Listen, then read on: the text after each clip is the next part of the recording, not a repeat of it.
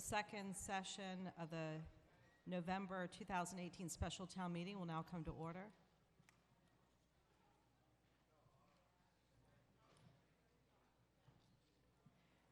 So we're still using the same set of motions that we were using last night, but there's also a new piece of paper out there for the Board of Selectmen with an amendment that has been negotiated to the MOU, and we'll hear more about that in a minute from the town manager. And I think there's some other new things out there as well, but I just wanted to call that to your attention. So folks could make their way to their seats quietly and quickly. Thank you. So a couple of reminders. First, again, I want to welcome all the folks in the balcony tonight. We have a microphone up there for your use. Many of you have contacted me to let me know when you'd like to speak, and so I have your names. I'm prepared to do that. Our town meeting members are using the microphones here on the main floor, the yes, no, and question microphone. They have the same 3-minute time limit at the yes and no microphone that you have at your citizen microphone up there. At the question microphone, they have a 2-minute time limit, and we stop the timer for answers to questions, but they have 2 minutes so they can ask follow-up questions if they're brief in how they pose them. Citizens, when I call on you and you get to the microphone as quickly as you can, give your name and address, any professional affiliation, any association that's relevant to the subject matter, and then you have 3 minutes. We'll time you. Town meeting members, just a reminder, give your name and precinct number before you speak at the microphone. That would be greatly appreciated. At this time, let's test our voting devices. So town meeting members, you want to make sure first that it's your name on the label on top. And if the screen is blank, press this power button in the bottom right-hand corner, and your screen should come on. If it doesn't, raise your hand. Okay, good. When it comes time to vote, you're going to press 1 for yes, 2 for no, and 3 to abstain. But right now, you can press any of those buttons to indicate that you're here. And you should see the word received. And then right now, you're going to see the word attendance, because that's what we're doing. But when we take a vote, you'll see the word received and then a word that describes your vote, either yes, no, or abstain. When we're voting, if you don't get that feedback, you need to press the appropriate button again until you see that on the screen, and that will indicate that your vote has registered with us. So again, this is just an opportunity to test our devices and also to take attendance. So please indicate that you're here, and let me know if anyone has a device that's not working.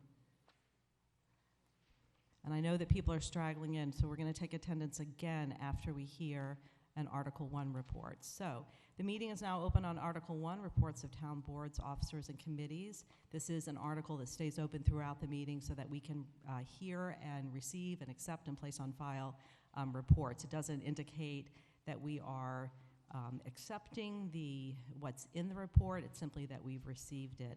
And we don't entertain questions at this time, but everything that's reported on is relevant to something that will be discussed in the meeting, and so when the relevant article comes up, you'll have an opportunity to ask questions. So for a motion to receive the report of the town manager, Ms. Berry. Madam Moderator, I so move. Question comes on that motion. All those in favor say aye. Aye. All opposed? It is unanimous. And welcome to our new town manager, Mr. Malloy. There we go. It's on. Terrific. Thank you. Thank you. So as many people have seen in the last 18 hours, we have negotiated an amendment to the original Memorandum of Agreement or Memorandum of Understanding between the town and National Development. This, each one of these slides just shows the 4 different changes. This is one that was actually discussed last night. The original MOU required 18 of the 116 independent living units to be affordable units under the DHCD requirements. The revised language, which was presented by National Development last night and was presented to the town on Monday in a letter, increased that number by 3. of the assisted living units. And so in order for it to be part of the MOU, it does need to be part of an amendment. So we would have had an amendment in any event. The second item, again, the original language was 18 of 116 units. The revised language adds a new section, 3B. What we did is we took section 3, split it into 3A for the affordable units, and then added a 3B that provides for moderate income units for moderate income individuals. That is defined as those individuals that are within the 100 to 150% area median income, and the rent on those properties would be at 67% of the market rate. And so the total units out of the 116 that will either be affordable units or moderate units will be, let's see if I can get that to work. There'll be 18 independent assisted living units, 3 affordable assisted living units, and then 6 moderate income units for a total of 27. The original language in the contract in Section 4 provided that the developer would provide $150,000 for emergency response. It's a one-time payment to the town that would be used towards perhaps the purchase of an ambulance. The revised language increases, all the language in Section 4 stays the same, but the dollar amount increases from $150,000 to $250,000. There's one more. Where'd it go?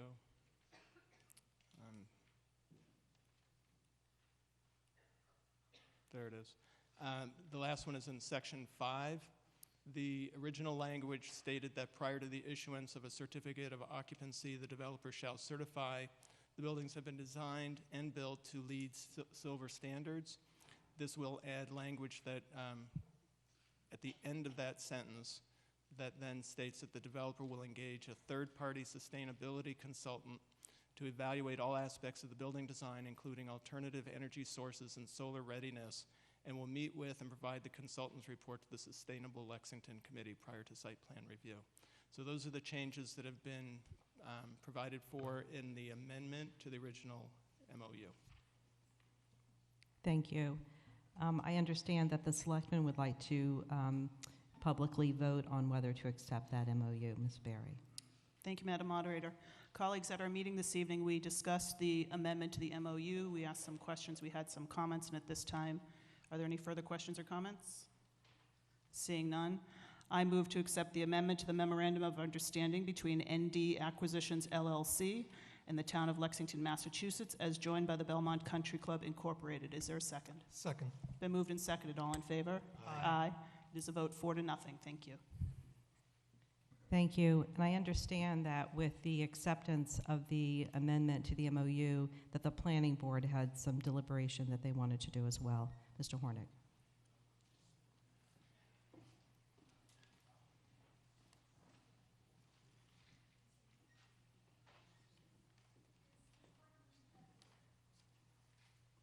Is Ms. Corcoran-Ronchetti here?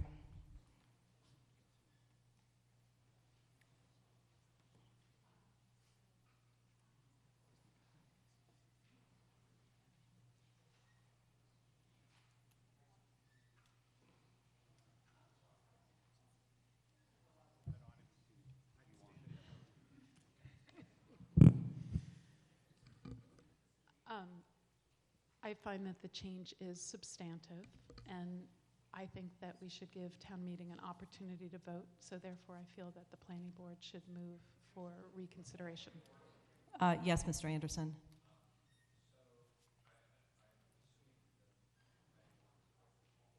I can't hear you, Mr. Anderson, but I think you're saying that you can't hear them. Not only can't I hear them, if they're in open meetings, shouldn't we be able to hear everything that's said? I'm going to let town council respond to that. Thank you. Through you, Madam Moderator. Town meeting is not subject to the open meeting law. It's exempt. Everything that happens during town meeting is exempt from the open meeting law, meaning that deliberations that happen by boards do not have to be heard. It's their choice if they'd like to be on the microphone or not. But you do not need to comply with the open meeting law process during town meeting. Hi, Jenna Johnson, Chair of the Lexington Planning Board again. I had been advised by Town Council earlier of that, and I'm just actually now asking the Planning Board, do we want to huddle or do we want to use the microphone? We decided we wanted to use the microphone. So you nice people now get the pleasure of hearing us deliberate on some policy and procedural issues. So I find that the changes to the Memorandum of Understanding are substantive, and therefore I recommend that Planning Board move for reconsideration. So just a sense of the board, does that also mean that the board feels that with this change to the Memorandum of Understanding, the rezoning proposal should pass, or just that we still oppose it, but we want to have the discussion? I'm just curious what's the board's sense? I'll speak for myself. I would think that we would vote, since I did vote yes yesterday, and I'll explain that later if somebody wants to hear it, that I think we should that we should vote to approve, but let's see what everybody else thinks. Having a full-time job, I haven't... Hi, this is Richard Canale. So having a full-time job, I have not been able to put a lot of thought into what's being proposed.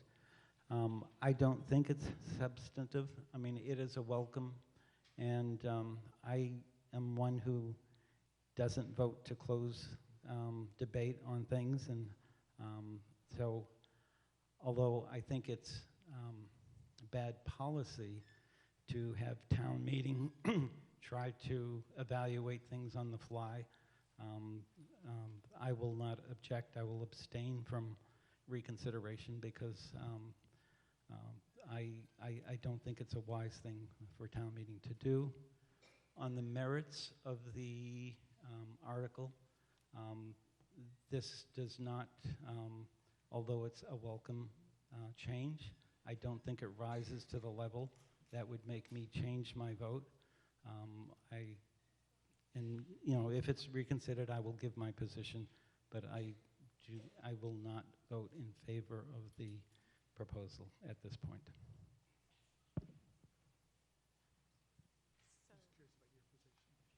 For the merits of should reconsideration pass. So Mr. Hornig, should reconsideration pass, you want to know if I will vote for the main motion? I will not, although I think I'm delighted that the applicant is willing to negotiate and really listened and so made a gesture. I feel that the applicant has not responded to the issue of scale. The applicant presented in February, heard vehement objection from the abutters, made no change but didn't present to the planning board until July. I will speak for myself. I raised the issue of scale at that meeting in July and subsequently in an email detailing concerns and how the project might be scaled to be a win-win for Lexington, and they did not make changes. They did ultimately move the mass around to improve views, but they did not reduce the scale of the building or make it even 50 feet of transition zone. So based on the issues of scale, I cannot support this at this time, and based on the process, because I also have a full-time job and I have not been able to read all of town meeting members' emails, really study the MOU changes, or write down an articulate opinion at this time. So. I hope everyone is enjoying the sausage making. What I think I just heard is that the board supports reconsideration by 3-0 to 1 and is deadlocked on the merits of the main. Should reconsideration prevail, the board is deadlocked 2-2 on the merits of the proposal, and presumably we will figure out a way to present that 2-2 split should reconsideration prevail.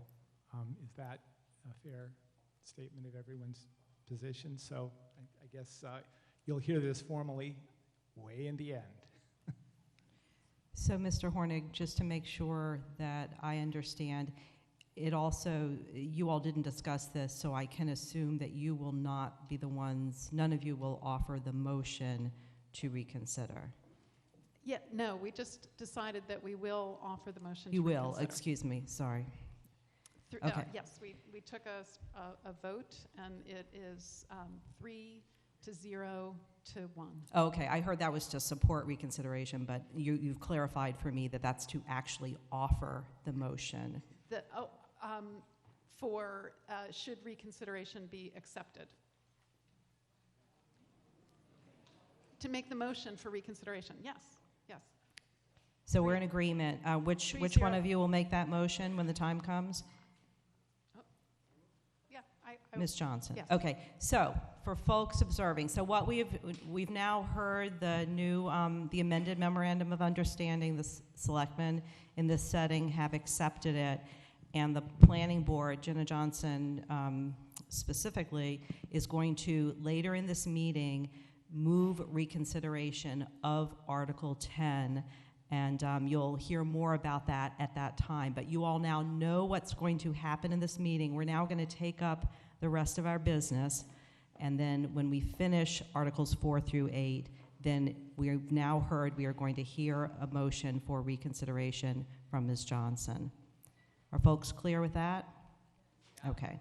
So I'd like to propose that we take up Article 5 next, which is appropriate for Hosmer House reuse study, and then after that we take up the remaining articles in order. I'd like a motion from Ms. Berry to take Article 5 out of order. Madam Moderator, I so move. Question comes on that motion. All those in favor say aye. Aye. All opposed? It is unanimous. Thank you. Thank you, Ms. Berry. The meeting's open on Article 5, appropriate for Hosmer House reuse study. The motion is the one before you, dated November 13th, 2018, and on file with the town clerk. Mr. Lucenti. Madam Moderator, I so move. Mr. Lucenti. Madam Moderator, this article requests town meeting to appropriate $50,000 to fund the Hosmer House building feasibility study. Since the approval of the police station project at special town meeting in 2017, the Hosmer House may need to be relocated for the construction of a new police station. The purpose of this study is to determine the location, determine the cost for moving the building, and proposed final use of the building. The Board of Selectmen recently held a joint meeting with the Historic District Commission on November 5th. Since the Hosmer House is located in the Historic District, the Historic District Commission has authority over its preservation. The outcome of the joint meeting was that the Historic District Commission expressed a desire to keep the Hosmer House on the property where it exists now, and preferably in a location of prominence. Madam Moderator, would you please recognize Mike Cronin, Director of Facilities, for the presentation? With pleasure, Mr. Cronin. Madam Moderator. Mr. Cronin. Good evening.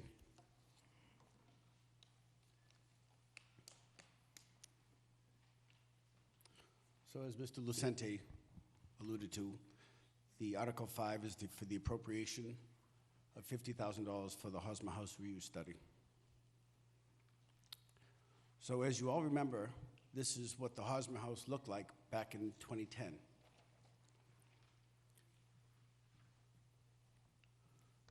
This is the original structure back in about the year 1900. This was built in 1845, 1846. There was a structure that was put on roughly the turn of the century, a second addition here, and then finally the garage. So you all probably remember that far better than I do, back about 10 years ago.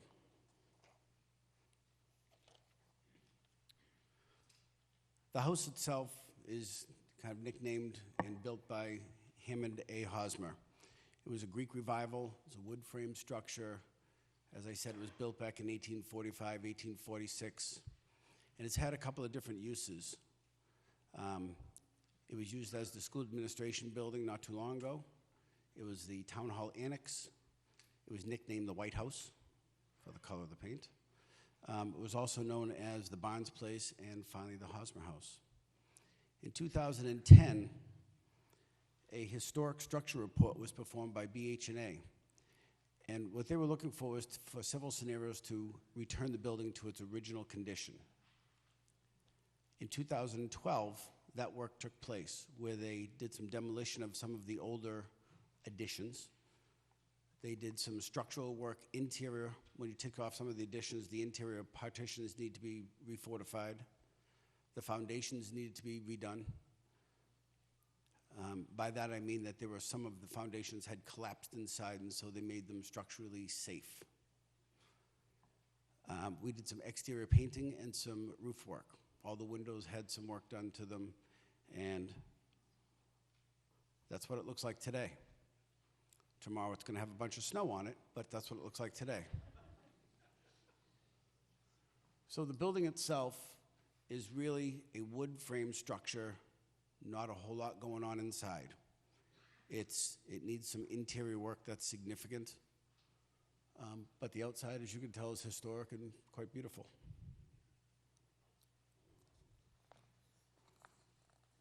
Oh, this clicker.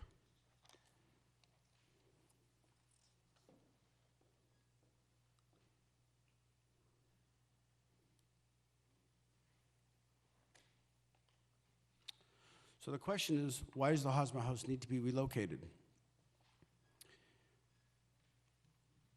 In January, the Board of Selectmen voted to keep the existing police station site for the future police headquarters. And in conversations with the Historic Commission, we will be keeping the two facades of that building, the one that faces Mass Ave and the one that faces Town Hall, or the south and the west faces. So that really only leaves two areas that we can expand the building, towards the bike path, towards the back, and towards the Hosmer House. So from an expansion standpoint, the building, we can only go in kind of one-ish direction. We've only got so far we can go in the back before we run up against the parking lot and the bike path.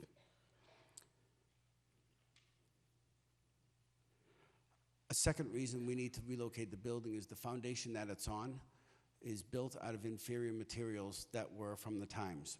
Back then, they basically took the boulders from the fields, put them in a pile, found some loose brick, also added that to the pile, and maybe, in some places, used some concrete and some granite to be a foundation. That the facility itself, while structurally sound as is, will need a brand new foundation either way. So in one sense, we're gonna have to pick up the building and pour a new foundation for it either way.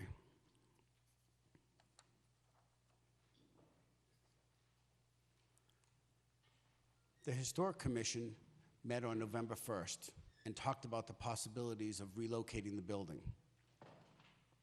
They again met with the Board of Selectmen on the 5th, and by a vote of 8-0, they approved to have the facility relocated.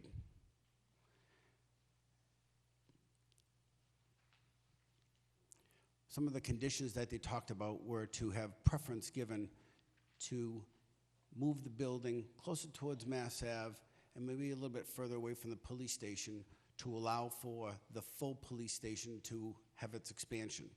So an area of prominence really is what they're talking about. When you're coming down Mass Ave from Arlington, from the east, they are looking for that building to be kind of the first thing that you see as you enter the historic district as you lead into town. In addition, a master plan of that plot of land. It's about a 32,000 square foot plot of land.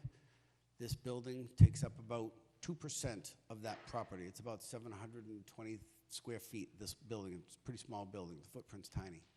So it takes up less than 2% of that whole area. And one other condition was that it's not to be demolished.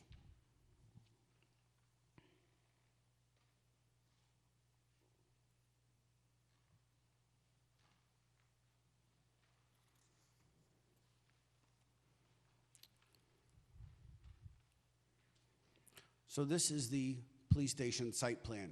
You all saw this back at annual town meeting. Just to orient, this is town hall. This is the existing police station, and this is one of the concepts that was designed by the architect. And as you can see, this little yellow box right here is the Hosmer House. And as you can see, it's kind of in the footprint of the concept plan. That's kind of a visual, so you can see why the need to relocate it. A question came up at TMMA, could the building be incorporated as part of the new police station? Technically, the answer is yes. We could work with the architect. We can certainly try to find a way to incorporate that building. I would propose that as part of the reuse, that be considered as one of the options. Could it be relocated for another purpose? Certainly. Can it be incorporated as part of the building? In a conversation that I had earlier today with the architect, it'll take some significant work, but it could be done. So the other night when I spoke that there are lots of different options why it's not possible, technically it's possible. We could do it. The rendering here shows the new police station and what the architect's idea of just possibly where it could go. That's not saying that's where it should go. That's not saying the best spot for it. But just to give you a picture, that's a possibility. I think some folks think it should be a little closer to Mass Ave in this field area here.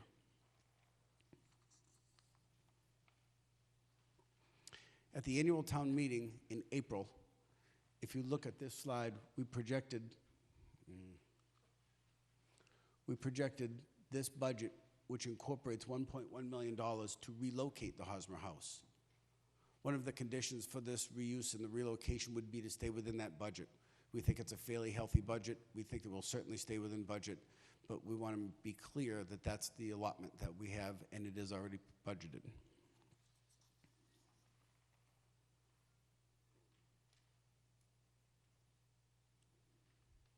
So to wrap up, Article 5, we're looking to appropriate $50,000 for the reuse and master planning of that plot, that 32,000 square feet, to repurpose and reuse that facility.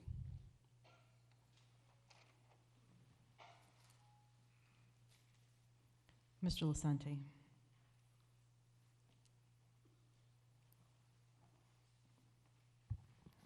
Madam Moderator, would you please recognize Lee Noel Chase from the Historic District Commission? With pleasure, Ms. Chase.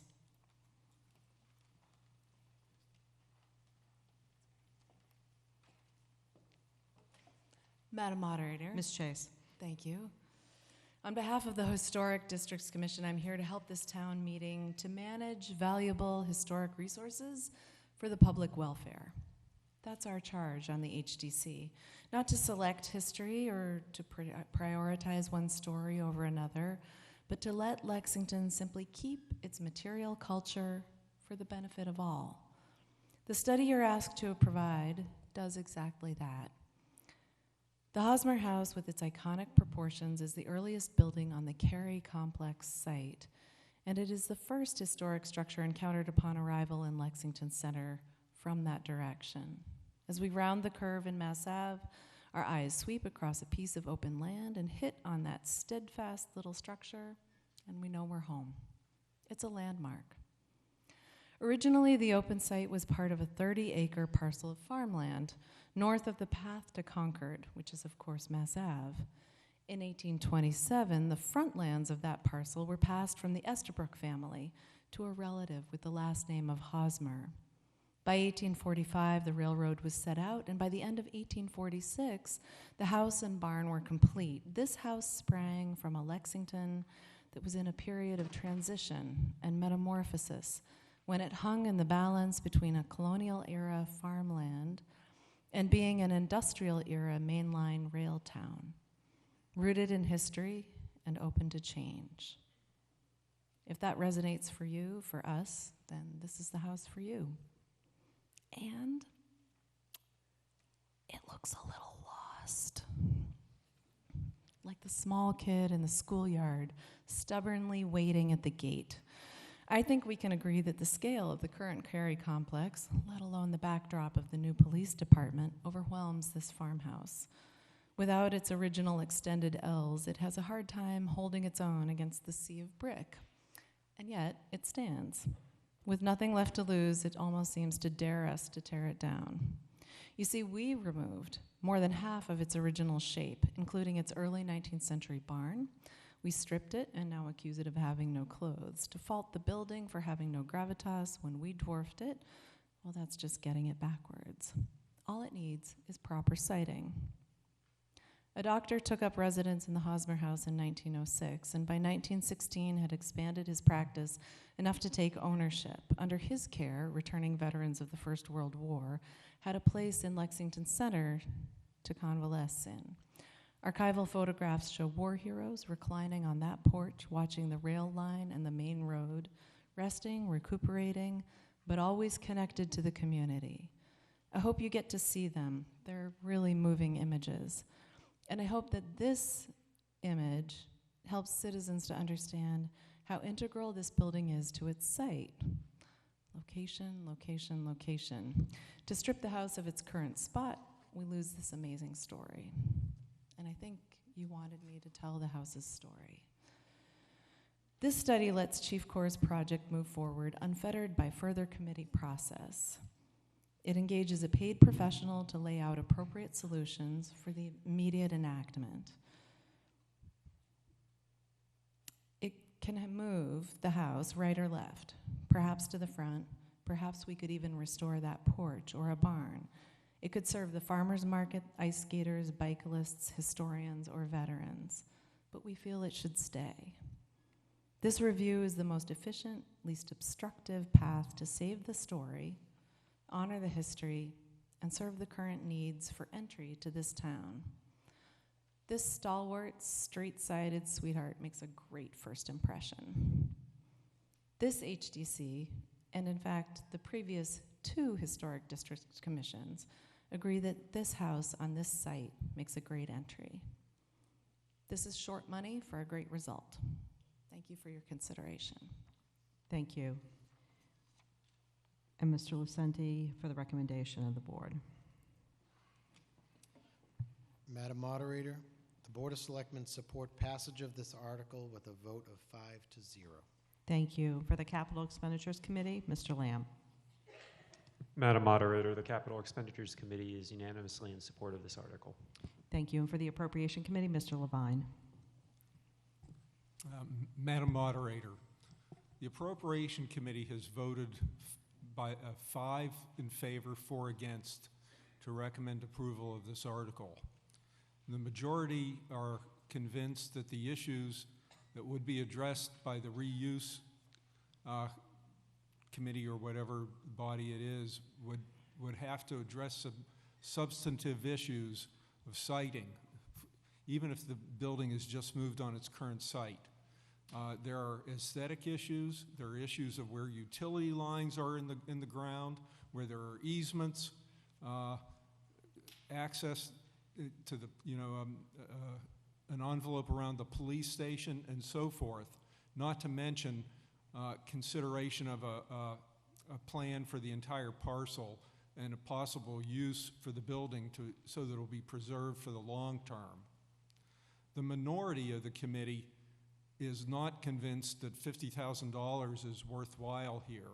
They see that with the Historic District Commission position, that the building should remain on its current parcel, that it's really a relatively simple thing to resite the building that's not going to take, and they're unconvinced that that would take significant resources in terms of funds. So I think that's why they have voted in the negative.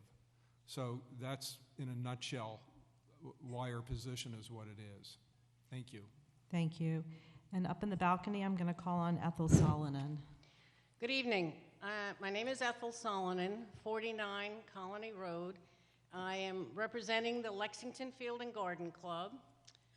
I'm a native New Yorker, and one of the things that amazed me about the Hosmer House, it was assigned to me to store all of the items for the plant sale.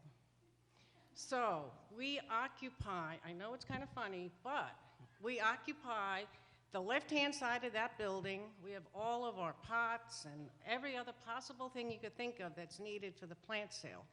That house is a beautiful house.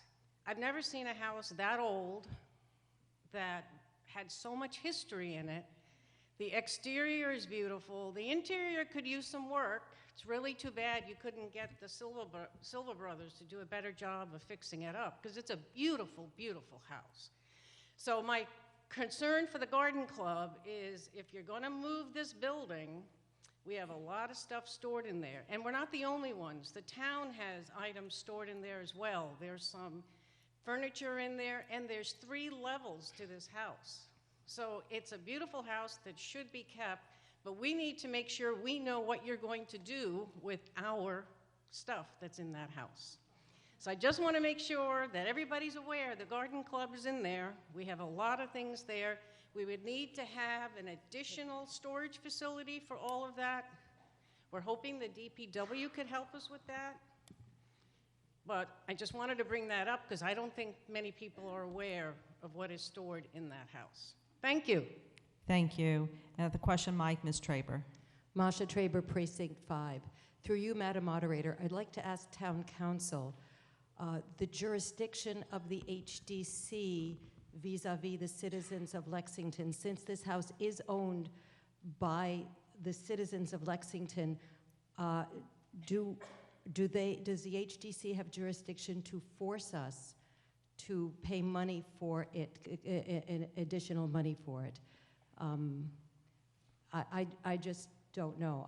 I'm really confused about the power of the HDC vis-a-vis the public rather than the private citizen in the historic district. And by the way, the historic district, I mean, it's brick there. It's from the beginning of the last century. I don't exactly know why that's the beginning, because we have a lot of older houses up east on Mass Ave. Mr. Makarios.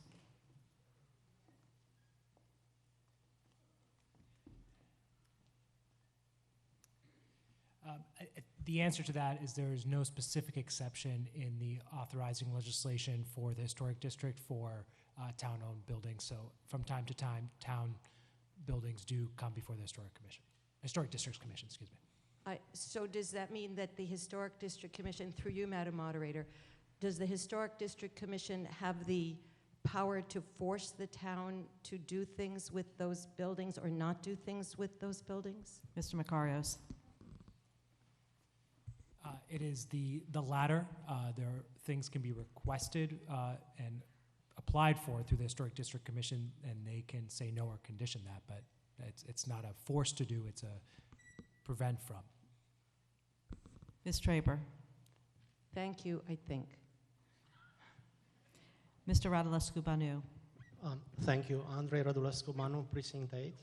I appreciate Mrs. Chase's remarks explaining the background, what happened before with this building.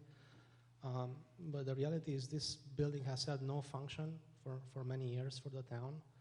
So from a practical perspective, and actually I invite you to look, there's no wood structure nearby, and if you could show the presentation again at slide 8, where we have a scenario for relocation for the structure.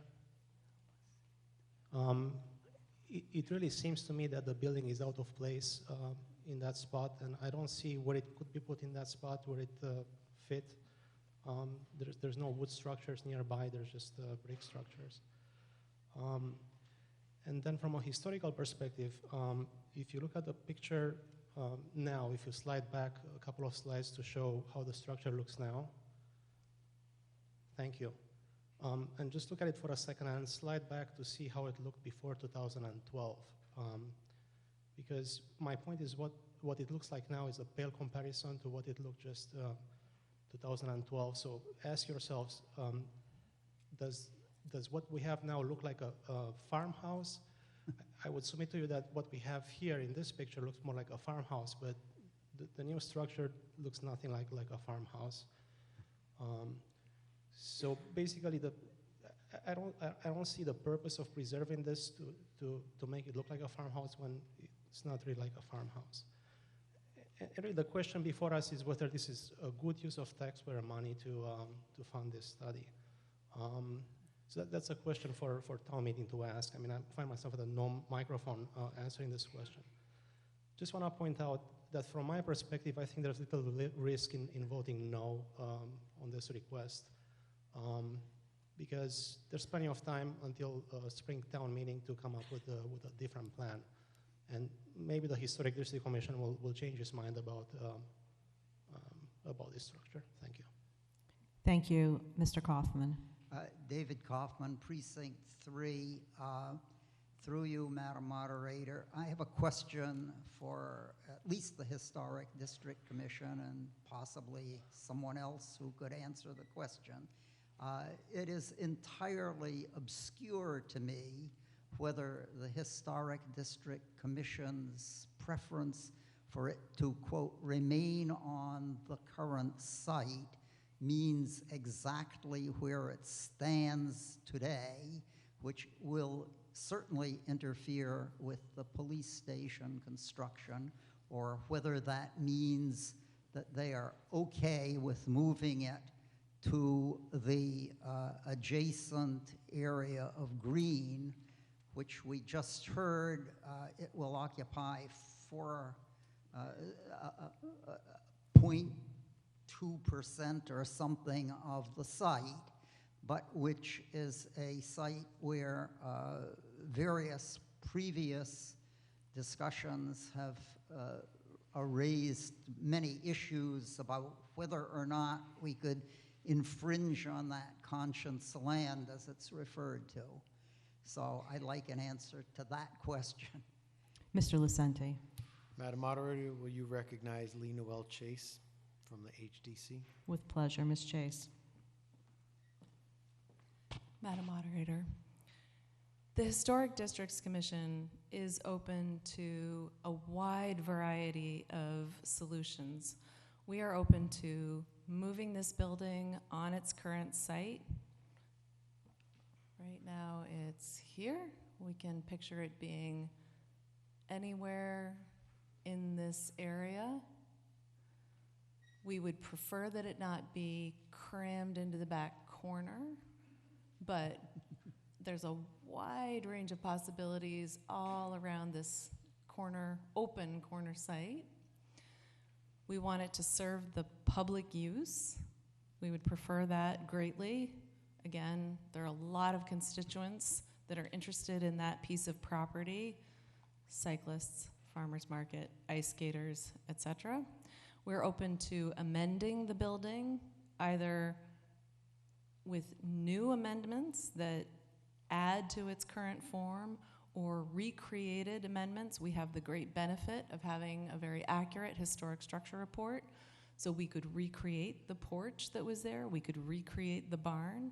We're open to a wide variety of solutions. We would prefer that it not be moved away from its pivotal site between the reused rail bed and Mass Ave. Thank you. Mr. Kaufman.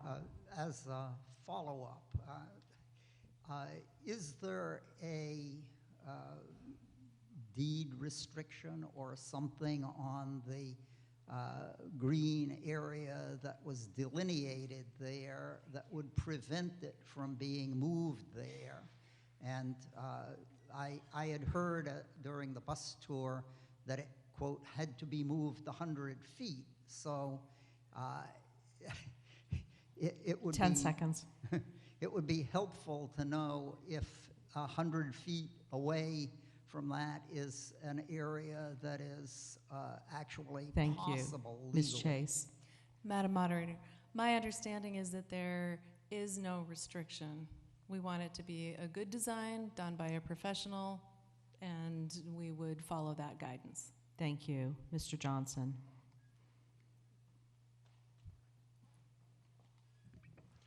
Kevin Johnson, Precinct 3, through you, Madam Moderator. I just wondered if I could get a little clarification on the position of the 4 members of the Appropriations Committee who were opposed, if one of those members might be willing to speak for that position so I could understand it a little more clearly. Mr. Poddicky is standing behind you. Mr. Poddicky, your committee members are indicating that you're up.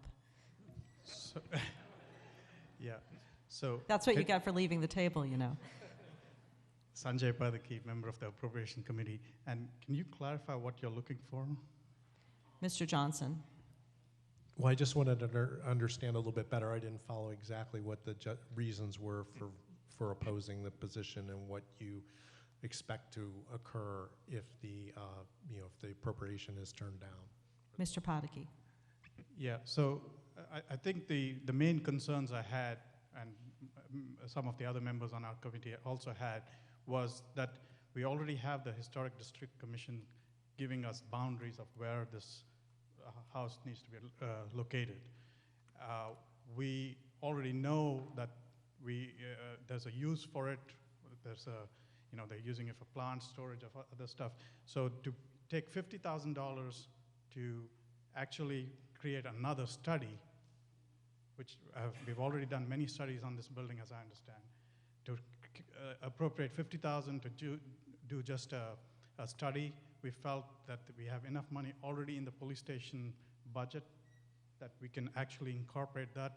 We know that it has to move a short distance. We know it has to move because it's the foundation is not the right type of foundation. So it just seemed like a lot of money to do a little thing. Mr. Johnson. Thank you, Madam Moderator. Thank you. Mr. Poddicky with a question. Yeah, Sanjay Padaki, Precinct 8.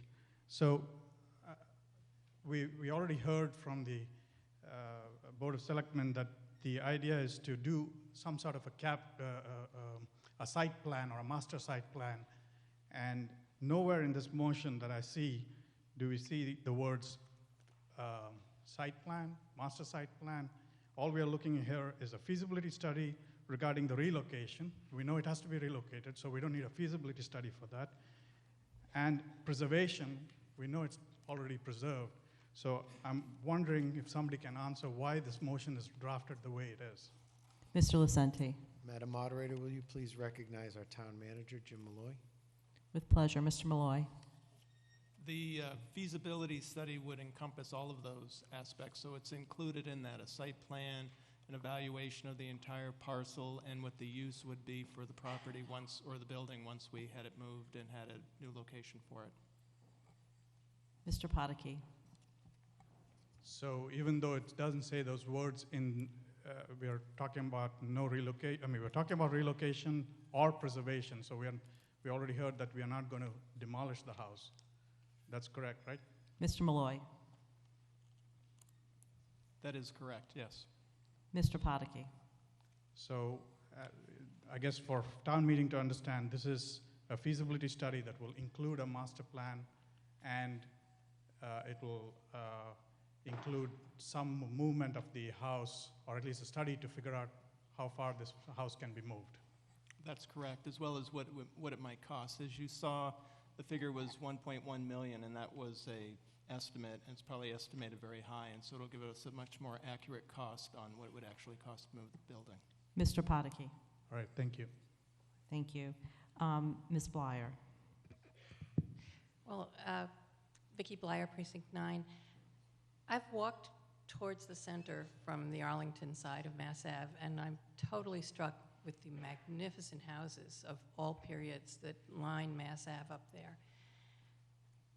And then you get to this house, which is, it's like a hot dog in a bowl of milk. It's like cookies with mustard. It just doesn't look right there. And it doesn't say anything to me about, hey, you've arrived in the center. If we're going to spend $50,000 or $1 million, let's make plaques that tell the wonderful stories of all these other houses, because I'm sure that every one of those houses has a story, like the wonderful story we just heard. And I'm going to oppose this measure because I don't want to put one more cent into keeping that building there. Plus, that land there, the Conscience land, we use it a lot. It's one of the most used spots in town. It would be a real loss to occupy that with this fish out of water. Thank you. Mr. McGaugh. Madam Moderator, Bridger McGaugh, Precinct 6.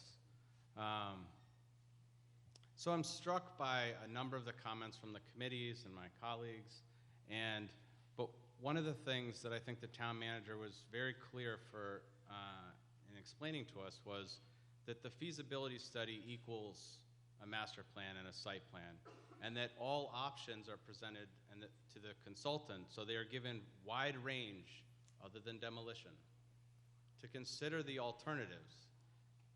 It's nice to use a laser pointer and point around the screen, but that's not the consultant's job. The consultant's job is to do the hard work, to think about where the utilities are, how much would it actually cost to move it, and then retrench the entire Conscience land to find a suitable way to put water in, right? There's time to do those things. It's about eliminating assumptions.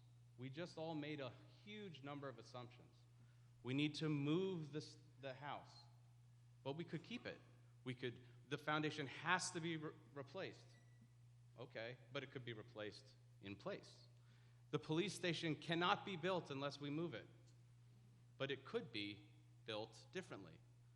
These are all assumptions. We all want a different police station. We want it to be safe for our officers.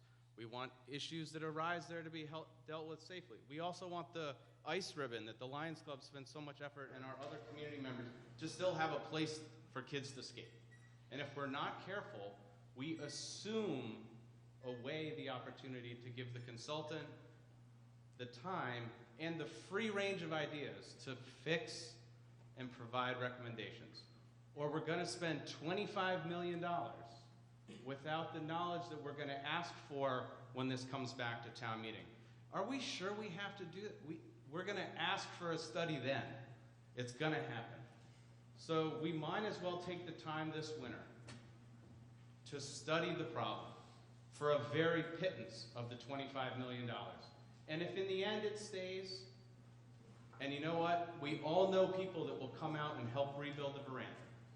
All right? And we all know a way to store the garden club's equipment so that they can have their sale. Maybe not in the Hosmer House, but still accessible. But those are all assumptions. So it's okay to vote for $50,000 tonight because we just appropriated $650,000 to study the rest of the town center. So if you think about the continuity of your vision for our center, $50,000 to get the gateway right and the siting of a small house that used to be bigger, that we're still debating the historic value of, will have the time it needs to actually save it. Thank you. Thank you. Mr. Manns. Madam Moderator, Hank Manns, Precinct 9. First, a comment. I was somewhat surprised to hear that we are already planning to salvage 2 walls of the current police station in some sort of misguided historical thing. But that's an argument and a comment for another day, I guess. I do have a question. We do tend to acquire buildings which then have no real use. And so I'm wondering, before we go into this, and we're already hearing $1 million or so to move it, we're going to add things to it to make it look like it used to. Do we have any clue besides storage, just any inkling, and anyone can answer this, of what we might do with that building? We already know from the stone building that typically the second floors tend to be non-accessible. So what are we going to do with this building? Just one hint of what we might do with it besides storage. Mr. Licenti. I'll take a stab at this one. There's been a number of proposals thrown out in comments, but to get into the specific uses now, I think would defeat some of the purpose of doing the study. So I'm looking at this study. I'm not a big fan of hiring consultants to do studies, personally. What we're looking at here, though, is a timeline that we're trying to keep the police station moving along. If we were to set up a committee to study this, it would take a lot longer. Because when the committees work, although the committees do a wonderful job, studies take quite a bit of time, and that would push this off. So part of this is to get a professional involved early so that we can make some decisions and have some guidance and give the board a solid proposal that we could move forward. But I don't really want to get into, I think at this point, the bunch of uses that people have thrown out because they really haven't been vetted. And I don't think it's fair to town meeting to say, you know, it's X. So there are uses, though. Thank you. Ms. Muckenhope. Thank you. Meg Muckenhope, Precinct 1. I think this is more the deep misgivings as opposed to the no microphone here at this point.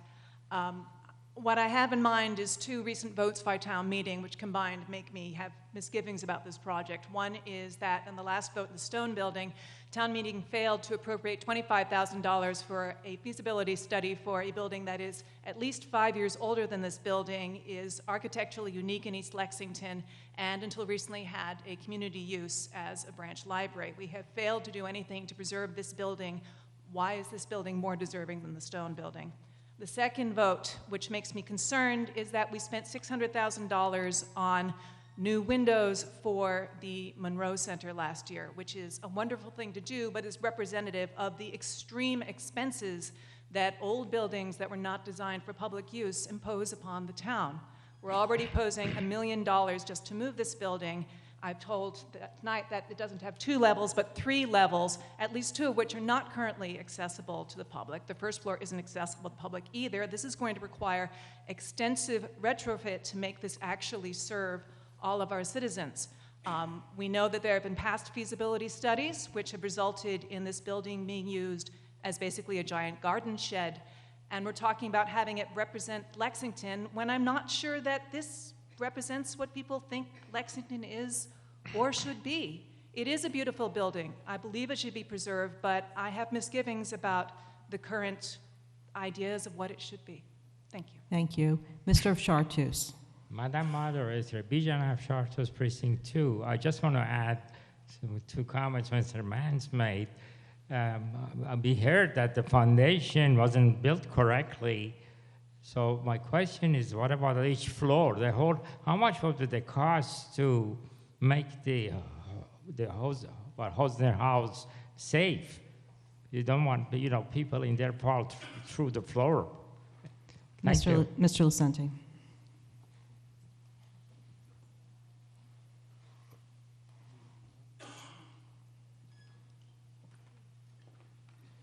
Madam Moderator, we recognize Chase. Leland Welch. Thank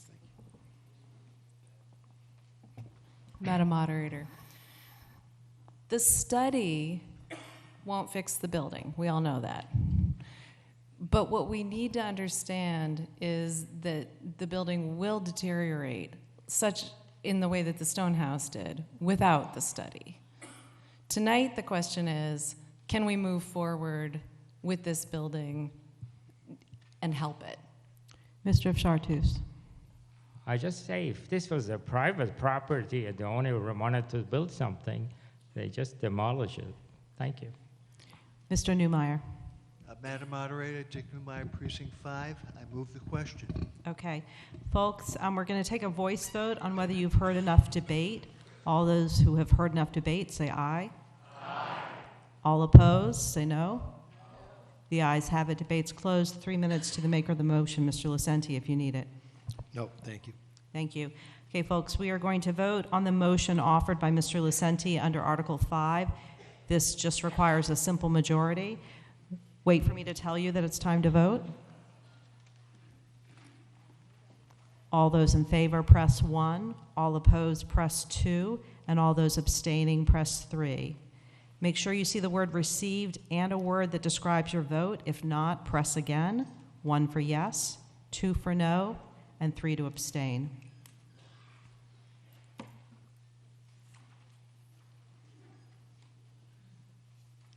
Review your votes.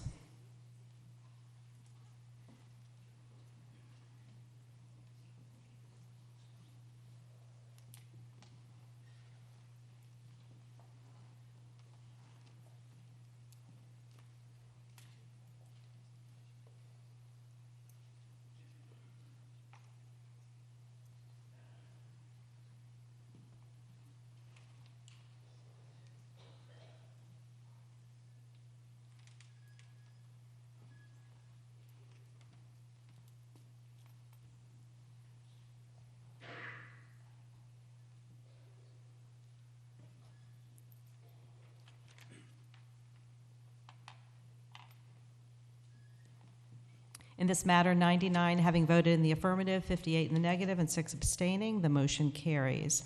The meeting is now open on Article 4, transfer of property to LexHab. The motion is one before you, dated November 13th, 2018, and on file with the town clerk. Ms. Berry. Madam Moderator, I so move. Ms. Berry. Madam Moderator, this article requests town meeting to authorize the Board of Selectmen to transfer ownership of 18 Rangeway, shown as Lot 64 of Assessor's Map 90, to LexHab. At the 2004 annual town meeting, this property was rezoned for a two-family dwelling, which LexHab subsequently built and retains ownership of. This article seeks to complete the transfer of ownership of this property to LexHab. Madam Moderator, the Board of Selectmen unanimously supports passage of this article. Thank you. Are there any questions?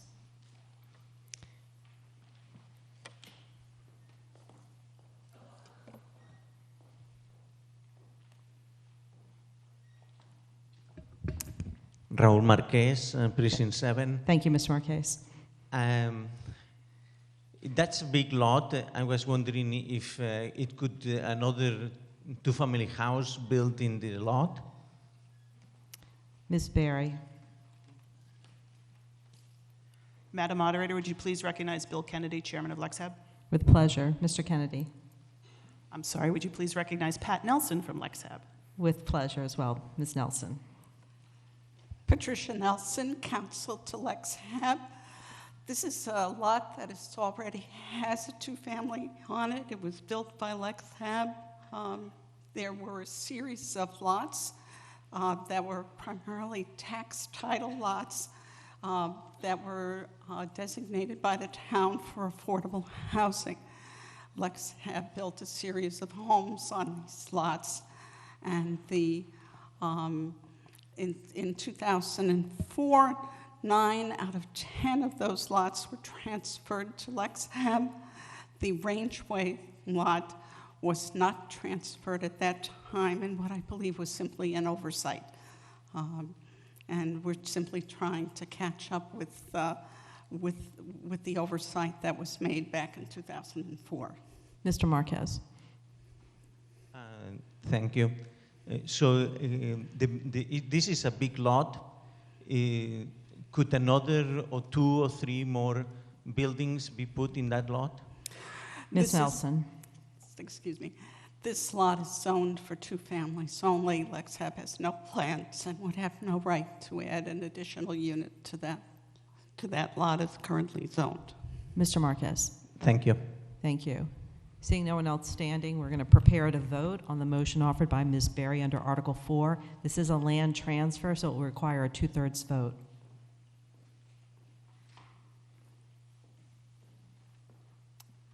All those in favor, press 1. All opposed, press 2. And all those abstaining, press 3. And again, make sure you get the correct feedback. Otherwise, press again. 1 for yes, 2 for no, 3 to abstain.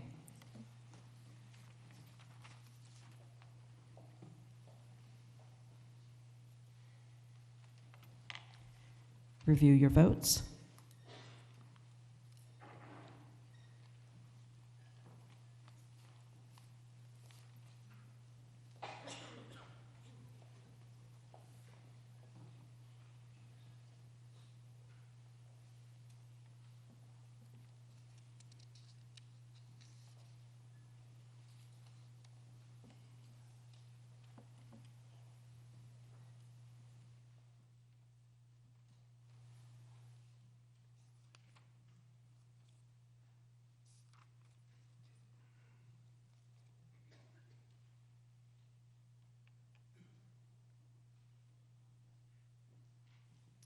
In this matter, 159 having voted in the affirmative, 2 in the negative, and 1 abstaining, the motion carries and by more than the necessary 2/3. The meeting is now open on Article 6, amend FY 2019 operating enterprise and CPA budgets. Motion dated November 13th, 2018, and on file with the town clerk. Ms. Berry. Madam Moderator, I so move. Ms. Berry. Madam Moderator, the purpose of this article is to make changes and updates to the fiscal year 2019 operating and enterprise budgets as passed at the 2018 annual town meeting. Madam Moderator, would you please recognize Assistant Town Manager for Finance, Carolyn Kosnoff, to provide a brief overview of this article? With pleasure, Ms. Kosnoff.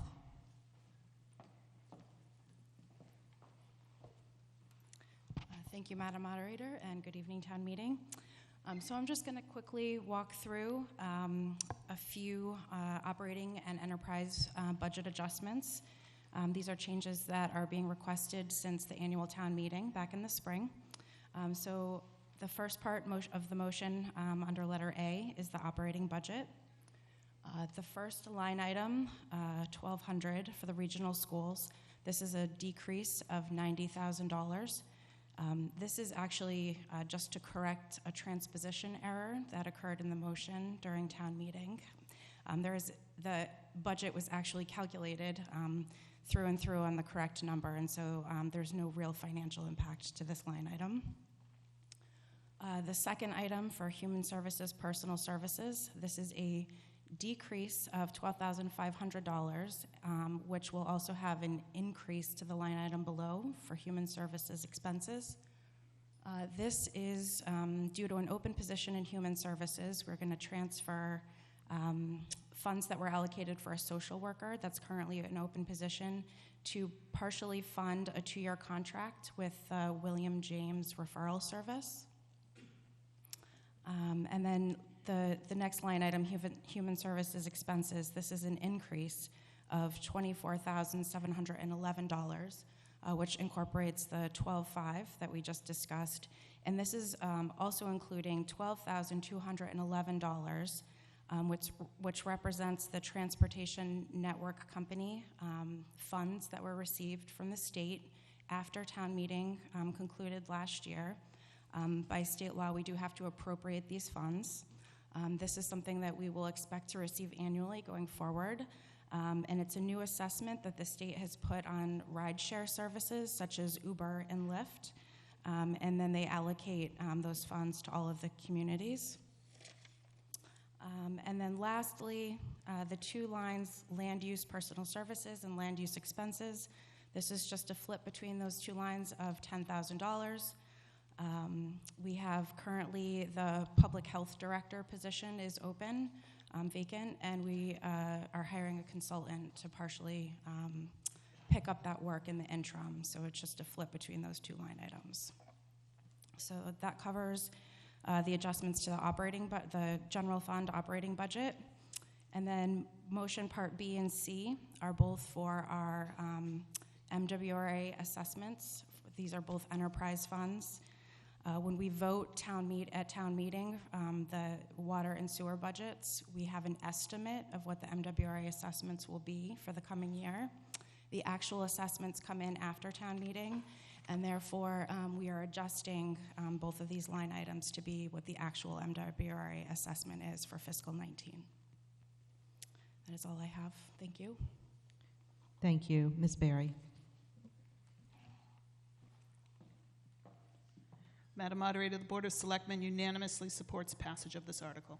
Thank you. And for the Appropriation Committee, Mr. Parker. Madam Moderator, the Appropriation Committee is unanimous in support of this article. We have reviewed all of these changes with Ms. Kosnoff. I will note that there was a small correction in our report, which I've sent an email about to the TMMA list, but it doesn't have any effect on this motion.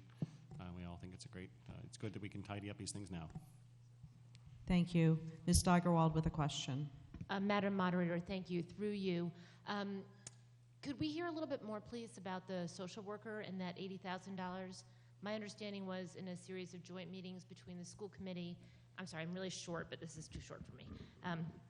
Between the joint meetings between the school committee and the selectmen, the agreement was there would be $80,000 set aside, and there would be joint meetings to discuss how that was used. I heard mention of a new social worker. Can we just hear when that decision was made? Was it a joint decision? And also, there was mention about funding interface. Can we unpack a little bit how that was funded? I know it's a 2-year contract, and I think the first year was being billed to the municipal departments, and the second year would be the school department. Can we hear more about that? Ms. Berry. Madam Moderator, would you recognize Town Manager Jim Malloy, please? With pleasure. Mr. Malloy. So you're correct on the first part. That's the easiest part. The 12.5 is initially being paid for by the town for the William James Interface Referral Service, and then the second year that was supposed to be paid by the school department. The other amount for the social worker, just looking at the program improvement request from last year, was that was an employee that was going to be in the Division of Youth and Family Services as a social worker with a focus on serving those under the age 60, including youth.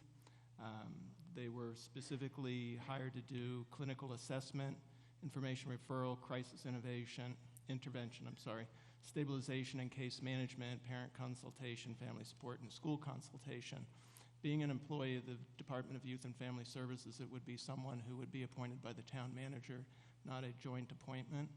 And my understanding is that it was something that was discussed, and I hate to say this, by the former town manager and the former school superintendent.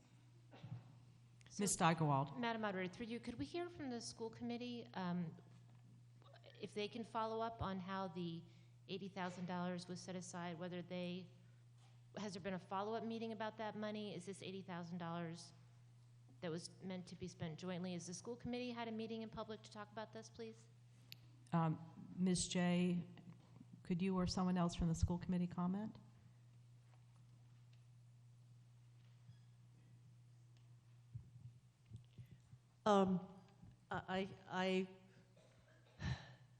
So we had joint meetings with the school committee and the Board of Selectmen over the past year. I have to say we were a little bit unclear about the funding of this position as well. I think it's actually a question I had put forward to the selectmen to get some clarification on. So I think our understanding from those joint meetings was that there had been around $99,000 that had been set aside for some possible mental health services to be determined. And we, in those meetings, I think agreed that the $12,500 would come out of that to fund interface. I think our understanding was that there still might be a balance from that, so I think one of the things we would like to get is some clarity from the municipal side on whether the remainder of those funds went toward this social work position or whether those are still available for joint consideration. Ms. Berry.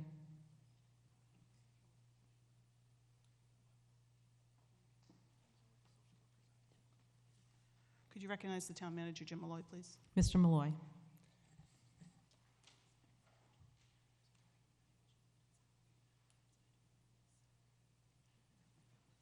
Yeah, so for right now, I would say that not until we know what we actually hire the individual at, that'll be sometime in January, whether there are additional funds available for anything other than the William James interface and the social worker. Ms. Steigerwald. So, Madam Moderator, through you to the Board of Selectmen, I would really like crystal clear clarification because the process last year was to identify a set of funds and the decision about how that would be made to enhance public mental health support was going to be an open discussion. My understanding when I was in the school committee was, and following it thereafter pretty closely, was it would be a joint public discussion about what the priorities were, lifespan priorities and needs, and then a discussion about how it would be met. I'm not clear listening whether this is funds that were already allocated to the municipal department for their own use and whether you're just reallocating those funds or if you are looking at that shared joint money and if that was not in fact discussed with the school committee at public meetings where those of us who are 10 seconds. very interested would be able to follow this process. Thank you. Ms. Berry.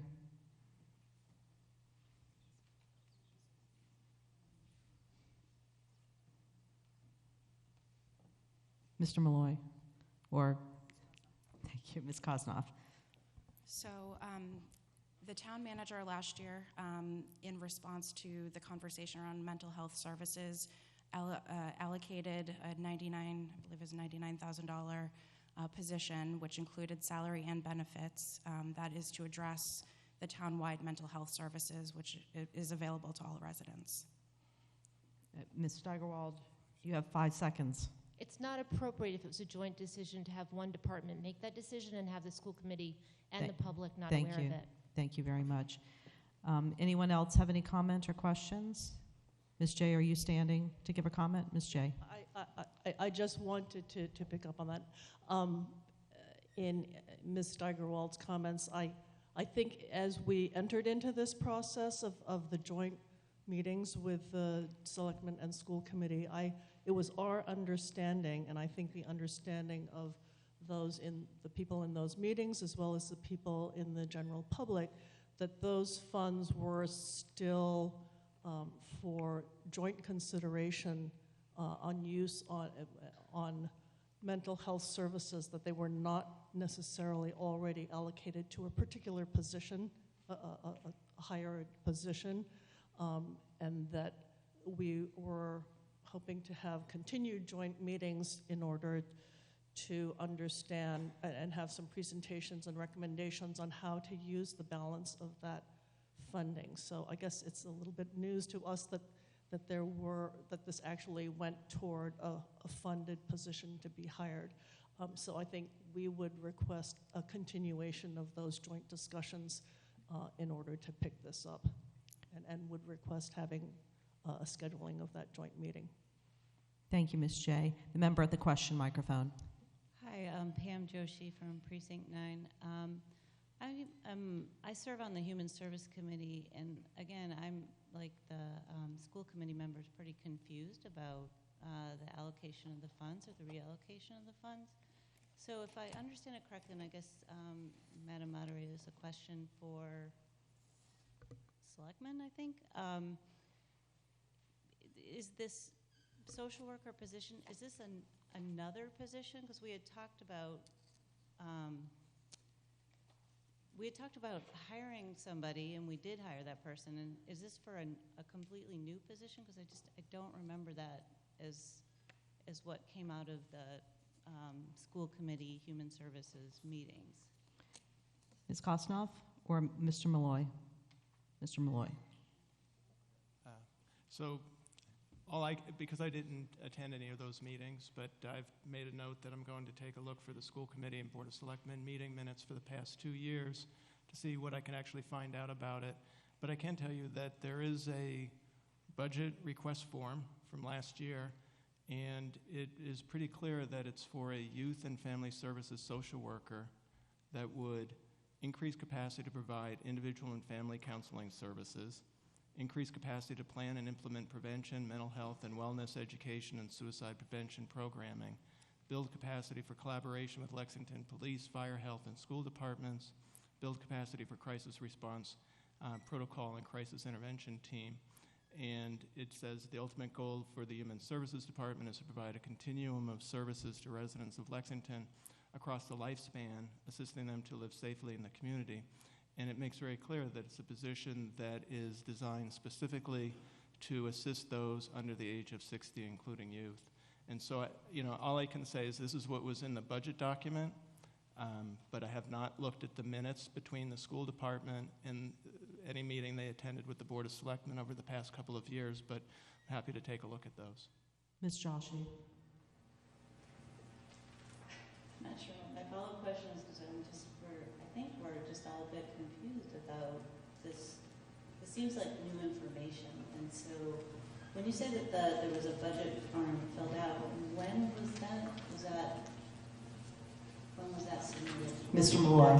It is part of the fiscal year 19 program improvement request, and if I could just suggest, this is really something that isn't really related to this article. The amount for the social worker is not what we're voting on. We're actually having a vote on the amount that is relative to the William James referral service, which I don't think there's any question on. And so I think there's time to have a discussion about this outside of the town meeting. Okay, thank you. Thank you. Ms. Overton. Thank you, Madam Moderator. Valerie Overton, She/Her, Precinct 1. So I guess I will defer to you, Madam Moderator, whether you feel that this question is appropriate for town meeting at this time. So my question, in following up, having the same recollections as the previous speakers, is whether there are funds available for joint consideration between the school committee and the Board of Selectmen for joint decision on how to use to best meet the community's mental health needs. So aside from that position, regardless of where that originated, are the funds that were discussed still available for joint discussion and use? Can that be answered briefly and then we'll move on? Yes.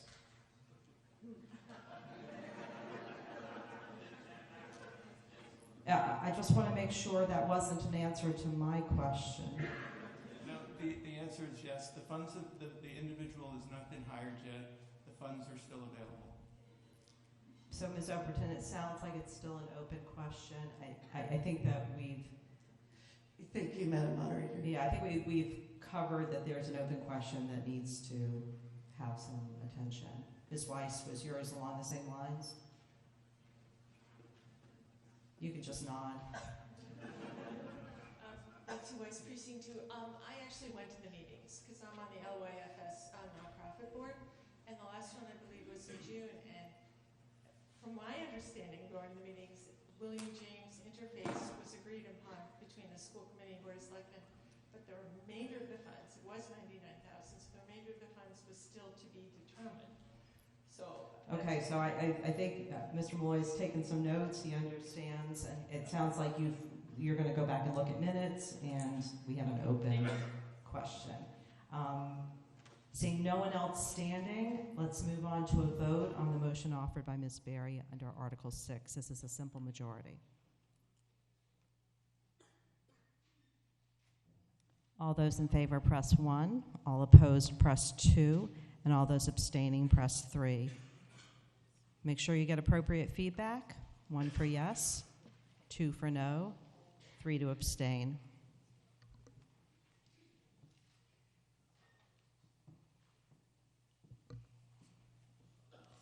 Review your votes.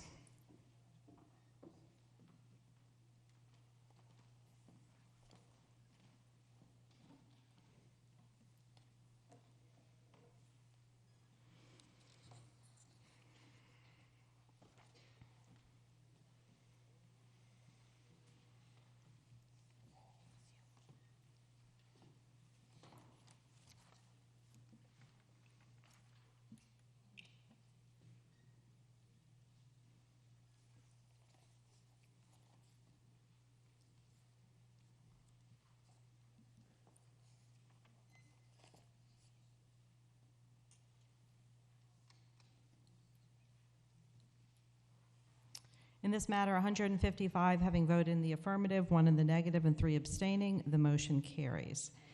The meeting is now open on Article 7, appropriate for prior year's unpaid bills. The motion is to indefinitely postpone. Ms. Hay. Yeah, I thought it was Mr. Pato. Madam Moderator, I so move. So Mr. Pato has moved indefinite postponement. Are there any, would the Appropriation Committee like to just weigh in? I would just add that this is being indefinitely postponed because there are no outstanding unpaid bills. Thanks. Could you all hear him? Because I couldn't. I'm sorry. The motion is being moved for indefinite postponement because there are no outstanding bills. Yeah. Okay, whoa. So all those in favor of indefinite postponement, say aye. Aye. All opposed? It is unanimous. The motion carries. The meeting is now open on Article 8, establish and appropriate to and from specified stabilization funds. The motion is the one before you, on file with the town clerk. Ms. Hay. Madam Moderator, I so move. Ms. Hay. Thank you. Specified stabilization funds are established by a vote of town meeting for specific purposes. Money in stabilization funds may be invested, and the earned interest accrues to that particular fund. The money in these funds may be appropriated for a designated purpose by a 2/3 vote of town meeting, but funds may be deposited into stabilization funds by a majority vote. Article 8 is recommending the appropriation into specified stabilization funds and the establishment of one new specified stabilization fund. First, Article 8 requests the following transfer. $145,004 into the Capital Stabilization Fund, which is a transfer of surplus revenue into reserves with the intent that the fund be used to directly finance or mitigate debt service on future capital projects. Second, $94,070.36 into the Transportation Demand Management Stabilization Fund. This transfer includes a one-time payment of $37,500 from Pinnacle Park and annual payments from agreements with other entities, including Avalon Bay, Watertown Savings Bank, and the Lexington Place Condo Trust. Third, $4,766 into the Transportation Management Overlay District Stabilization Fund. This transfer represents the first payment for the town's agreement with R.J. Kelly for the development of 3 McGuire Road. Lastly, we recommend establishing an ambulance stabilization fund for the purpose of funding some of the cost of future ambulance purchases. This fund will allow the town to reserve funds received to offset public safety costs per agreements with developers, such as National Development.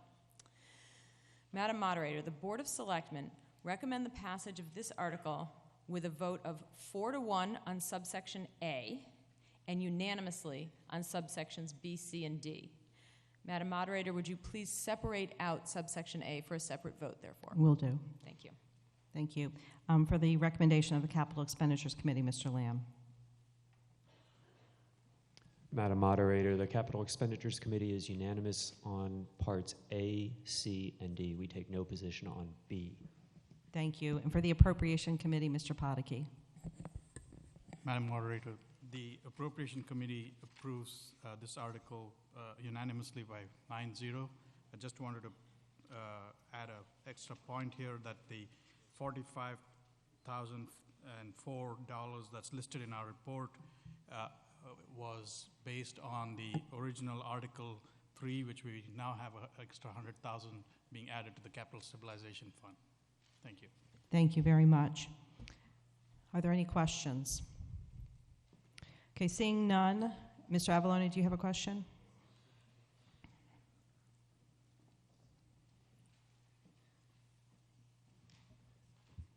Bob Avalone, Precinct 8.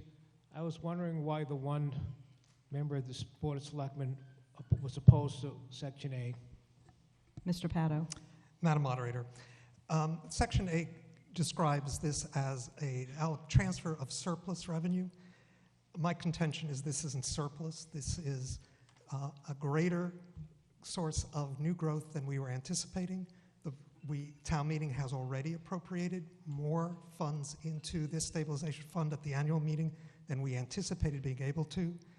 At this point, while it's a worthy fund for future mitigation of tax payments, I would like to not have to raise our current tax rate to the maximum and let taxpayers have mitigation now.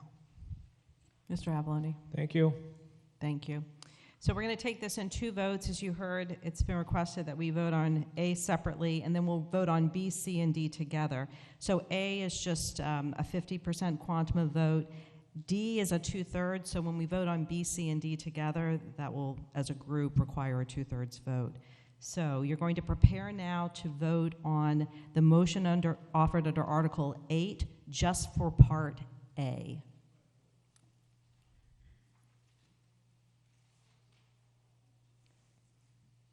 All those in favor, press 1.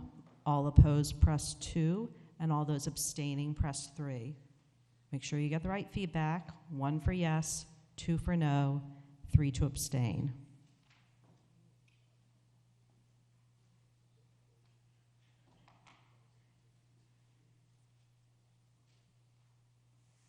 Review your votes.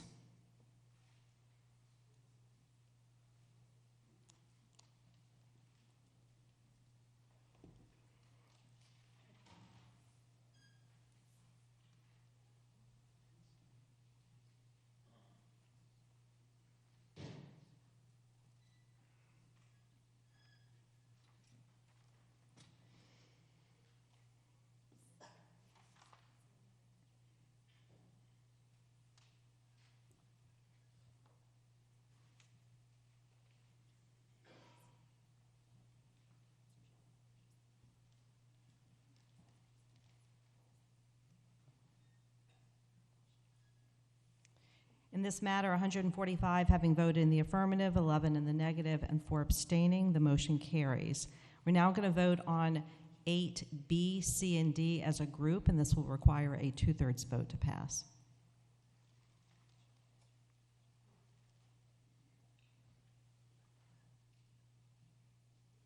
All those in favor press 1, all opposed press 2, and all those abstaining press 3. Make sure you see the word received and a word that describes your vote. 1 for yes, 2 for no, 3 to abstain.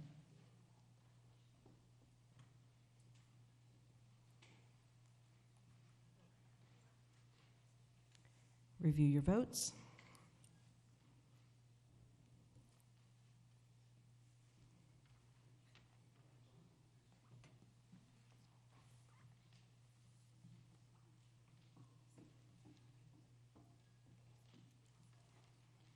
Since we all know who the abstention is, in this matter, 158 having voted in the affirmative, none in the negative, and 1 abstaining, the motion carries. It's unanimous, so it's more than the necessary 2/3. Okay, folks, buckle up. So what I'm going to explain a few things now before the 30-minute clock for reconsideration starts. So the selectmen, now that they know there's going to be a motion to reconsider coming from the planning board, the selectmen would like in this session to very briefly deliberate on whether, when that motion is presented, whether they will support it or oppose it. Ms. Berry. Thank you, Madam Moderator. Ms. Hay. As I'm recused on this, I will be leaving the room. Ms. Hay is recusing herself. Colleagues, at our regularly scheduled board meeting earlier this evening, we had a discussion about should reconsideration come up this evening, would the board be in favor or not? We had a chance to ask questions. We had asked some questions of the moderator and town council. Are there any further questions or comments at this time? Seeing none. So I move that the board support reconsideration of Article 10 from Special Town Meeting -1. Is there a second? Second. All in favor? Aye. It is a vote 4-0. Thank you. I'm assuming that at some point you'll want to deliberate on if the meeting votes a majority for reconsideration, whether you'll support the main motion when it comes forward again. Do you want to do that now or later? We can do that now if you'd like. Okay. Colleagues, so should reconsideration prevail and the main motion is put back on the main article and motion is put back on the floor, any questions or comments about what we heard last night or the items that are being presented this evening? Of course.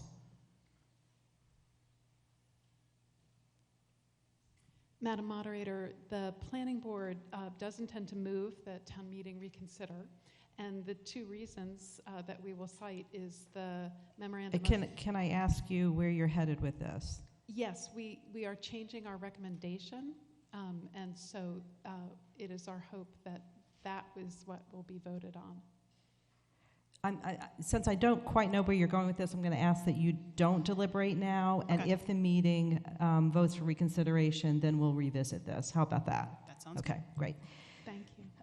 So, folks, the way I'm going to soon recognize Ms. Johnson, who's going to move reconsideration of Article 10. So what she's basically saying is we're going to present, we think there is new compelling information that might compel town meeting members to vote differently, and that it's significant enough that it's worth reopening this article. So the debate that will follow, according to our bylaws, is limited to 30 minutes. No one can speak for more than 5 minutes. That means that when Ms. Johnson says, "I so move," we're going to start a 30-minute clock. She will only have 5 minutes to present. The selectmen will only have 5 minutes, hopefully less, to give their recommendation on reconsideration. That's the thing they just voted on. And then we'll have regular debate. 3 minutes at the yes and no and citizen microphone, 2 minutes at the question microphone. But remember, a cumulative total of 30 minutes. We will not be able to go beyond that unless the meeting votes to suspend the rules and extend debate. All right?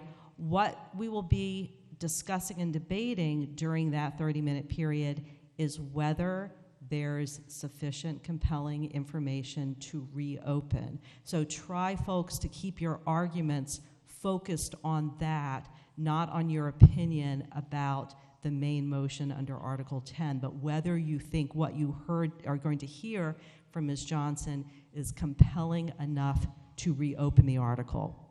If you all vote no on reconsideration, it's just a simple majority, then we are done with Article 10, and the action that was taken last night stands.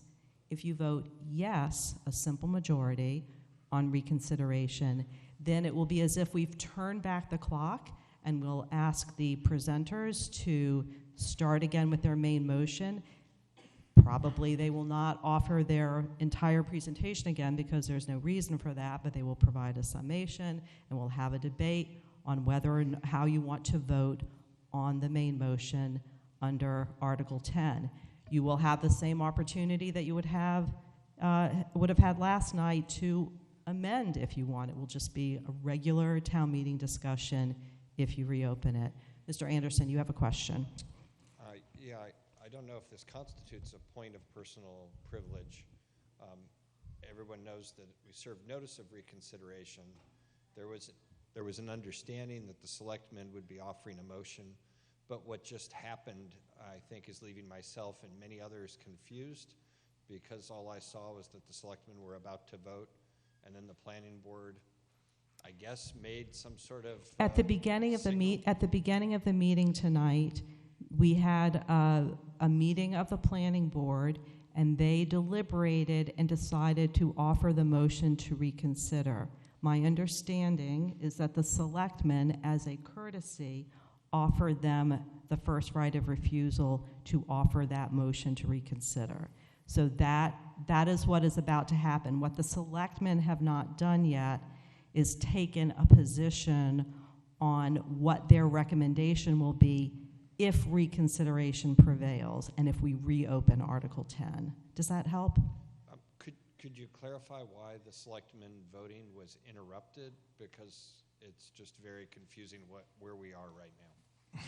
So I interrupted them because I think it will probably be clearer and more appropriate for them to deliberate on whether they are going to support a motion under Article 10 if reconsideration prevails, for them to wait until after reconsideration prevails. That's it. That's why I stopped it.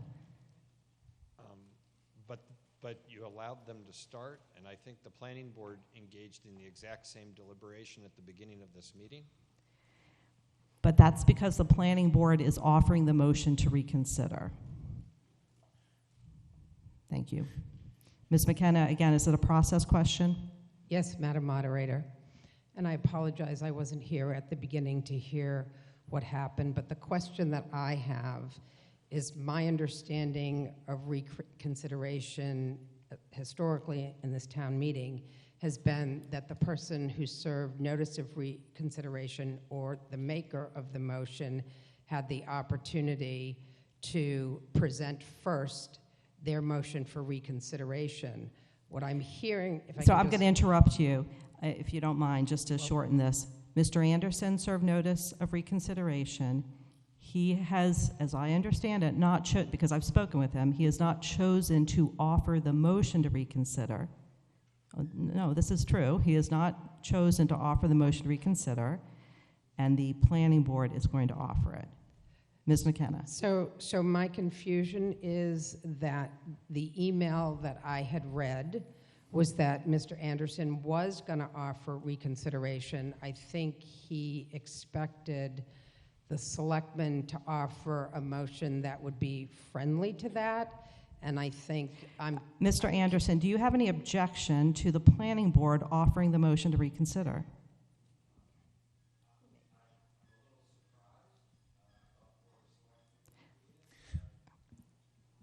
So again, I don't want us to get bogged down on this because this is it's a parallel path to the same goal.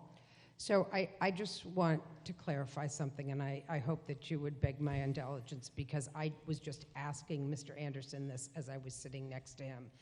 and he's confused because we don't know what the motion is going to be that the planning board is going to offer. No. The planning board is offering a motion to reconsider. That is the motion they are going to offer, plain and simple. Okay. That's it. So if it prevails, then a town meeting member selected by the developer will place the main motion. It'll be Mr. Friedlich again, I'm sure. That's it. This is simply a motion to reconsider. Anyone can do this. And when Mr. Anderson, when you gave that to the selectmen, they, as a courtesy, gave it to the planning board because it's a planning article. That's it. So I'll just add that clarifies for me, as long as he's not foregoing his opportunity to put the motion on the floor that he wanted, I think we're fine. It's a motion to reconsider. There's no other wording of it. Right, exactly. That's the point. Thank you. Okay, thank you. Thank you. Mr. Kaufman. David Kaufman, Precinct 3. I think it is entirely clear that there is plenty of new information. Mr. Kaufman, we have not put the motion forward. Well, please don't offer any opinions then yet. Okay. Do you have a process question? No, I am. Well, then all I'm entertaining right now are process questions. I am asserting that I will favor. Mr. Kaufman, you're out of order right now. Amazingly, I never expected that for you. You haven't done it before, and I'm sure you'll never do it again. Okay, folks, I'm now going to recognize Mr. Hornig. Mr. Hornig. Madam Moderator, I move that town meeting reconsider the vote under Article 10 pursuant to Section 118-14 of the town bylaws. Mr. Hornig. And I've started the 30-minute clock. Madam Moderator, the Planning Board has chosen to offer this motion to reconsider. We believe there are 3 significant reasons, although many will consider there are additional ones. First of all, there's an amendment to the MOU that's been adopted that changes conditions that town meeting will certainly wish to consider. Secondly, the Planning Board has determined that it would be more appropriate, given its position, to refer this matter to the Planning Board rather than to defeat it as we recommended last night. So therefore, should reconsideration prevail, the Planning Board will take that opportunity to change its recommendation to recommend a referral to the Planning Board rather than disapproval. That actually has some legal consequences. And just to note, the Planning Board's current position is 3 in favor of referral to the Planning Board and 2 in favor of approval of the underlying motion. So we are also no longer 4-1. And the third point is, now that the applicant has indicated that they are not interested in pursuing this project should it be defeated at this town meeting, we thought it was important that town meeting understand what possible alternatives could happen in the future should this fail. And that is information that was not clearly presented last night, and we thought that would be useful for town meeting to make a decision. Thank you. Thank you. And for the recommendation of the Board of Selectmen. Madam Moderator, the Board of Selectmen voted 4-0 earlier this evening to approve the amended Memorandum of Understanding between ND Acquisitions LLC and the town of Lexington, Massachusetts, as joined by the Belmont Country Club Incorporated. The board feels that the MOU represents new information that was not available during previous deliberations by this body, and therefore, by a vote you heard us take moments ago, the board supports reconsideration of Article 10 by a vote of 4-0. Thank you. Do the finance committees want to weigh in? I'm wondering if the developer, the group who brought this to town meeting, want to speak on reconsideration.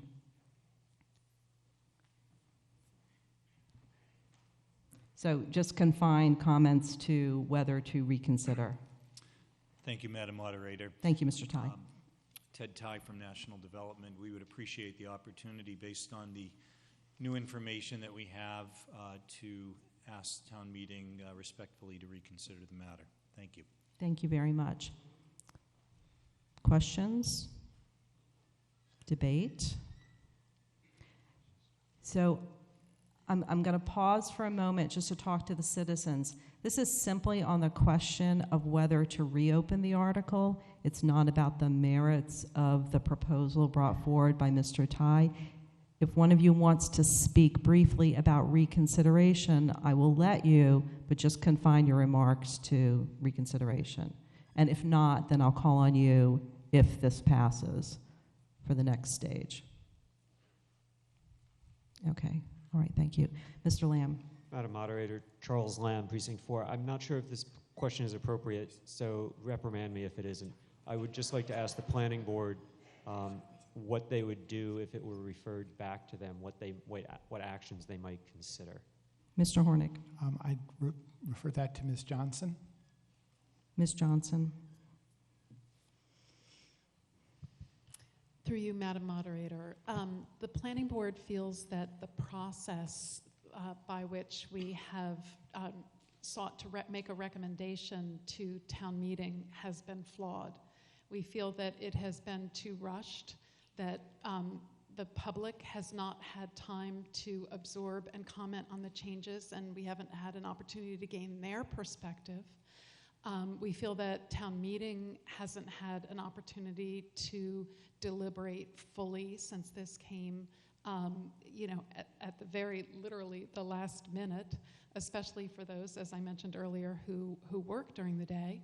And so we would like to work closely with the applicant to minimize impacts on abutters, reduce the scale of the Watertown project so that its massing is not visible from distance, increase the buffer at the Bridges project because 30 feet is the width of a single oak tree. And we think these are important changes. We think that Lexington should really stand as one because these kinds of impacts aren't appreciated when they happen to our own properties. So we should support all of our residents and mitigate impacts as they come forward. I think in substance, the Planning Board supports the use of the land and really looks forward to making these final adjustments and in a calm and measured manner present our recommendation to town meeting for approval next spring. We feel that the issue of affordability and especially the idea of moderate income units is most welcome. But again, we feel there should be a full discussion of that, a full vetting at an open meeting in a transparent fashion with the developer. So for those reasons, did I capture? For those reasons, we would like to refer to the Planning Board, and that's what we would hope to do leading up to annual town meeting. I'm going to stop the clock, and I'm going to call a recess. And I'd like to have a discussion with the Planning Board and the Selectmen just really quickly on process. I apologize to the meeting. We're in recess.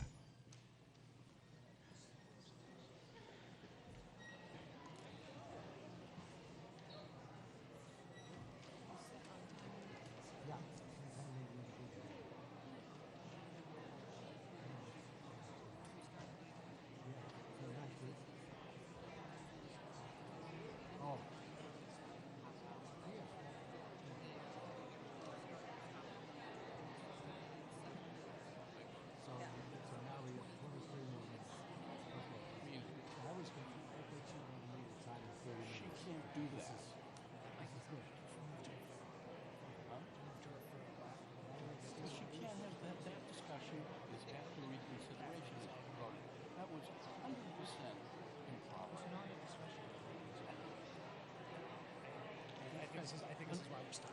No, I think just make the moderator aware.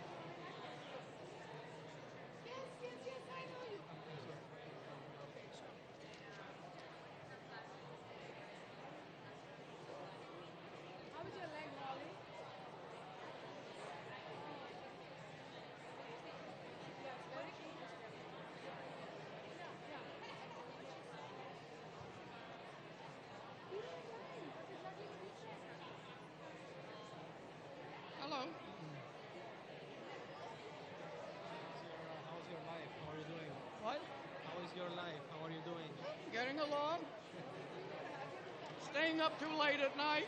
Yeah, I know about that. Same thing happens to me. What do you do late at night? What do you do late at night? Try to sleep. Oh, no. These guys are diehard. That Anderson dude, he's a psycho. He's a psycho. He completely is.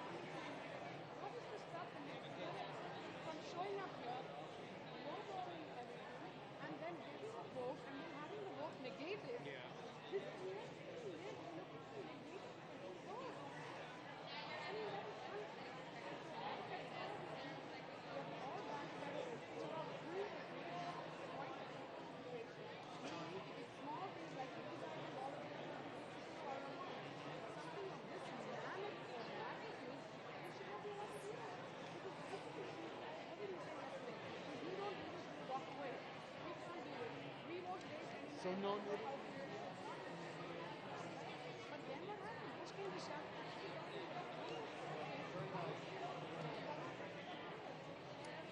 John. Oh my God! And then they're gonna go together. Hey, the one who walked up. I think we Yeah, walked. but he was. Very nice. Hey, H-A-I.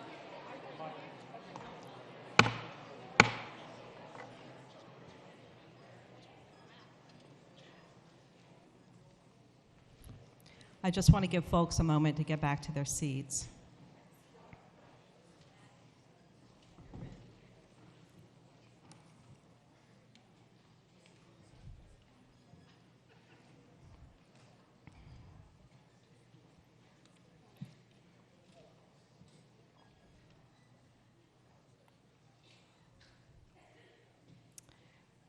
Are there any folks out in the lobby? Can someone just do a sweep?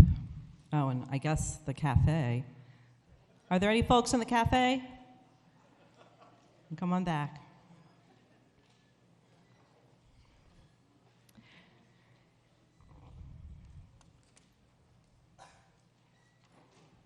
So I just want to do a little bit of redirecting. So what we have is a motion on the floor to reconsider. The new information that's being offered is the amendment to the Memorandum of Understanding. You heard an Article 1 report from the town manager about those changes tonight.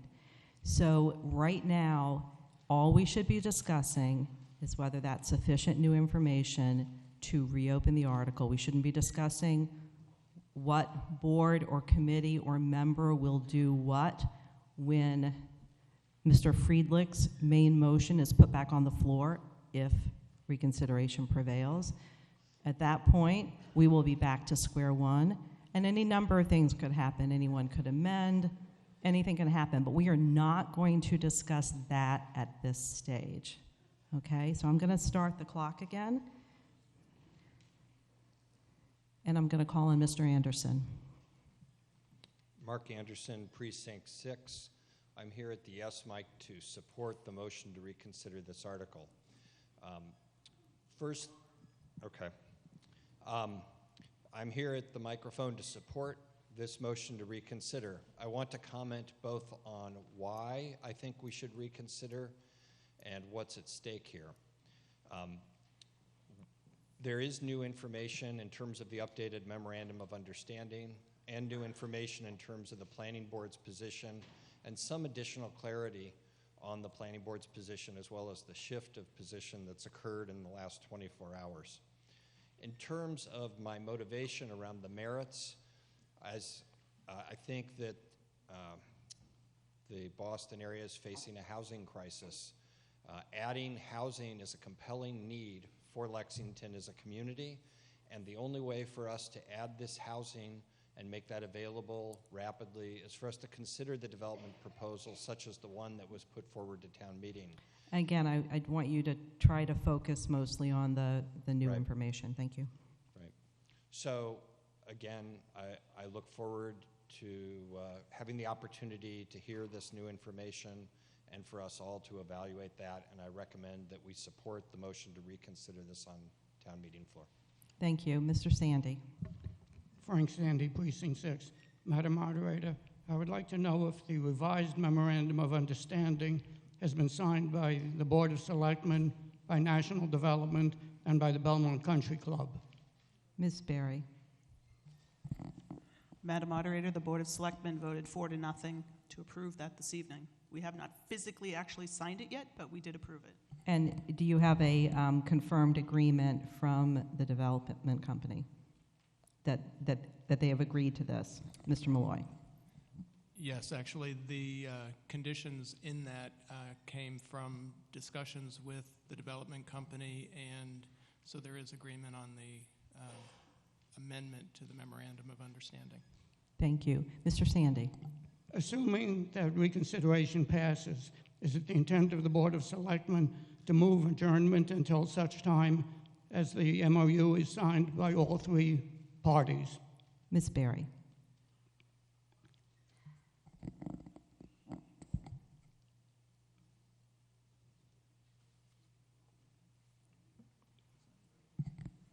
Ms. Berry. Madam Moderator, we're not aware of a reason that we would need to do that.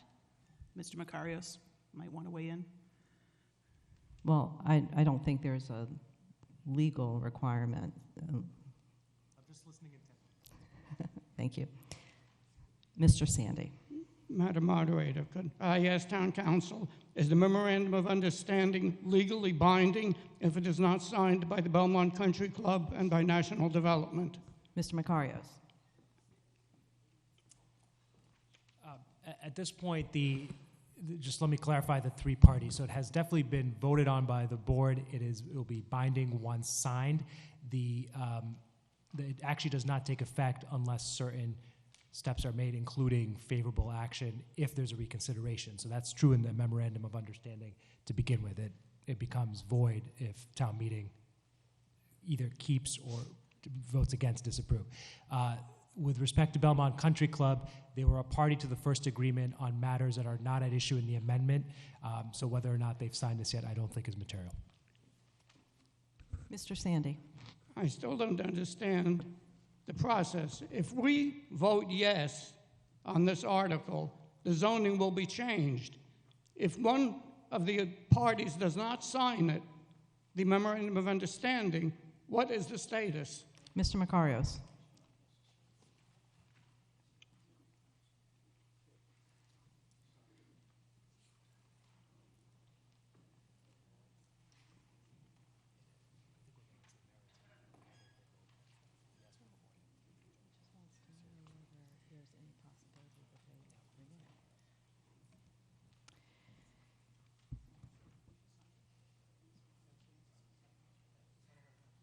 Mr. Makarios. My understanding from the select board is selectmen, are in the process of signing it at the moment, and the applicant is here and has expressed that they will sign it. I think it would be a breach of good faith if they don't at that point, if this passes. Madam Moderator. Mr. Sandy. It is my understanding that Belmont Country Club is still the owner of the land. If they don't sign it tonight, it is not a binding agreement. And so I'm asking the selectmen if they are willing to move adjournment until such time as the agreement has been signed by all three parties. If they say yes, I will vote for reconsideration. If they say no, I will oppose reconsideration. Mr. Makarios.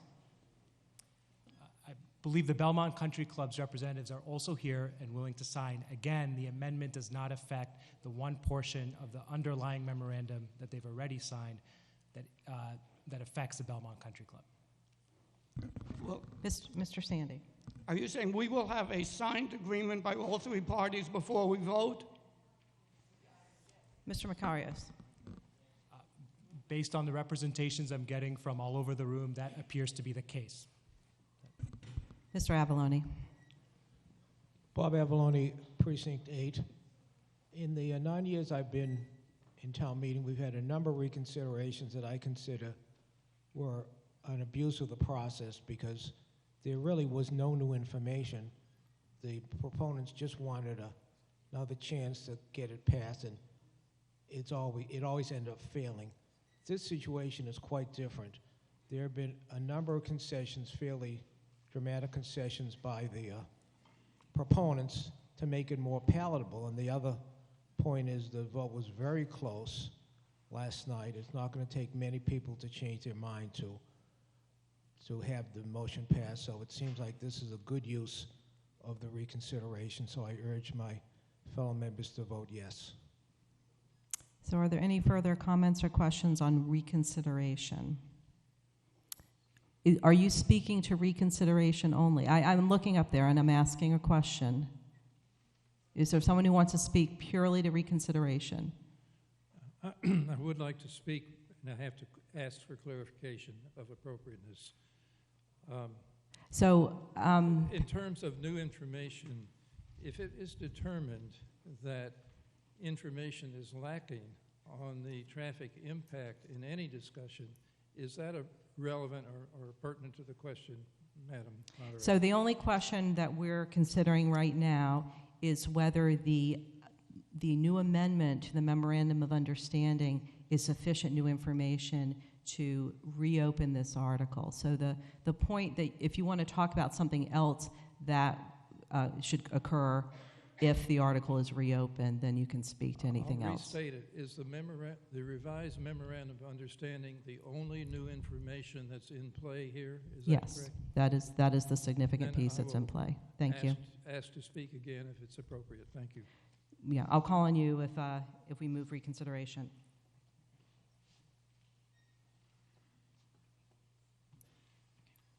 All right, so we're going to move to a vote on reconsideration. We're going to use our voting devices, and this is a simple majority. Again, are you speaking just to reconsideration? Okay. I had asked that question earlier, and everyone nodded their heads no, they didn't want to, so that's why I'm confused. I'm actually speaking on behalf of the citizens who are actually on the Golden Avenue community. And we oppose the motion to reconsider because what we find is the information in here is not compelling, because based on the big discussion we had yesterday, there were several things that came out, and from a Golden Avenue point of view, one was, and the planning board actually brought it up, which is the shape, the size of the building. It's a sprawl out there, which we don't see is reconsidered in any way here in the new proposal. That's number one. And the second is the buffer zone between Golden Avenue and the development is not being increased whatsoever. And that's again something that was brought up by the planning board, because the current buffer size that's being proposed is, I believe it's 30 feet. So I apologize for interrupting you, but I just want to be very clear. in order for them to make a decision about whether there's enough new information to reopen, there doesn't have to be all the new information, or it doesn't have to satisfy all the concerns about the project, but please let me finish, what you're talking about absolutely should be spoken about if they reopen the article. At that point, you should communicate your objections to why you think the article should be defeated. But right now, we're considering something very narrow. Is the Memorandum of Understanding enough sufficient new information to simply give town meeting another opportunity to discuss this? But isn't a litmus test if it's compelling or not? So they have to decide whether it's compelling. But you are veering into things outside the Memorandum of Understanding. I appreciate, and I think that you should tell them later that you don't think the new Memorandum of Understanding is sufficient, but at this point, that's not what we're discussing. I apologize, but I have to keep this very narrow. Mr. Cantor. Madam Moderator, David Cantor, Precinct 7. I'd like to affirm that for me, the amendment to the MOU is in itself sufficient new information to it, so I support reconsideration. Thank you. Mr. Chartreuse. Madam Moderator, Vision of Chartreuse, Precinct 2. We are now under a lot of pressure because the developer, which is a respectable person, they have done a lot of good things. They have won prizes for the building many nursing homes. Mr. Chartreuse, are you speaking to whether the Memorandum of Understanding is sufficient new information to reopen the article? No, I'm just... Then you need to speak later if reconsideration prevails. We're simply speaking on that very narrow question. But I will call on you if reconsideration prevails at the appropriate time, okay? Okay, thank you. Thank you. So we're going to prepare to vote on whether we should reconsider Article 10.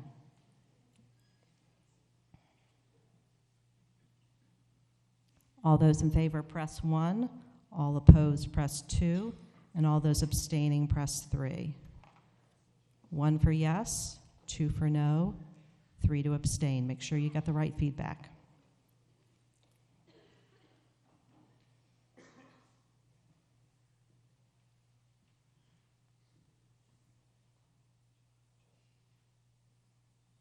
Review your votes.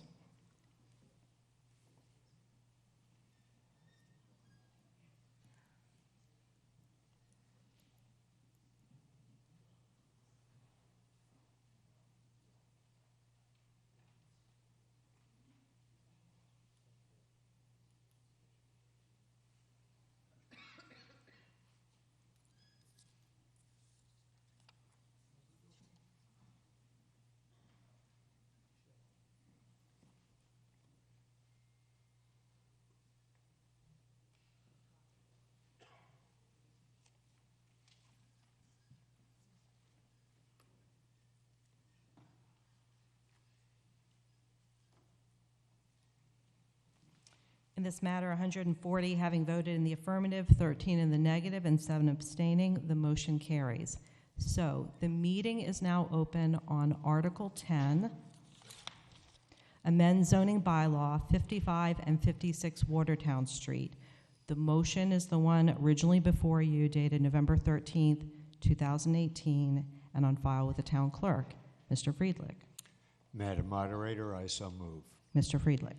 Madam Moderator, I ask that you please recognize Ted Ty of National Development. With pleasure. Mr. Ty. Thank you, Madam Moderator. Thank you, members of town meeting. I believe in second chances, and I appreciate your indulgence in giving us one tonight. Last night, we spoke to you about a project that will bring Lexington new choices in senior housing. Last night we spoke to you about an opportunity to add 21 new affordable housing units for seniors in Lexington.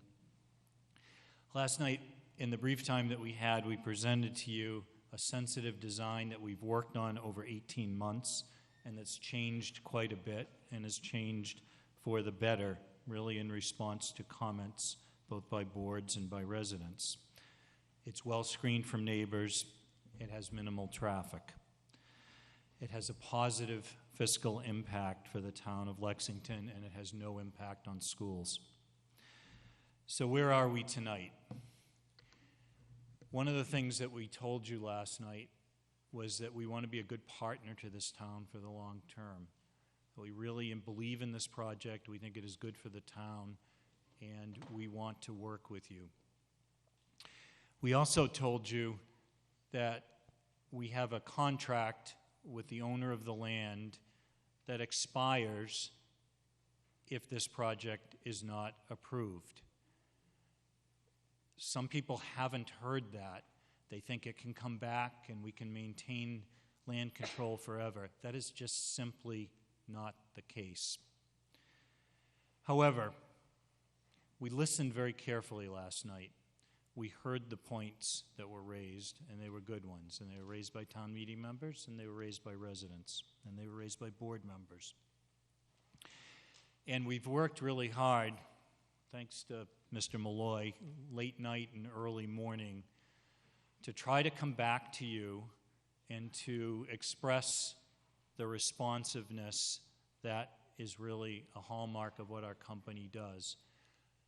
I had to go to Belmont Country Club to do that, and I want to be very clear about that. They are the seller of the land.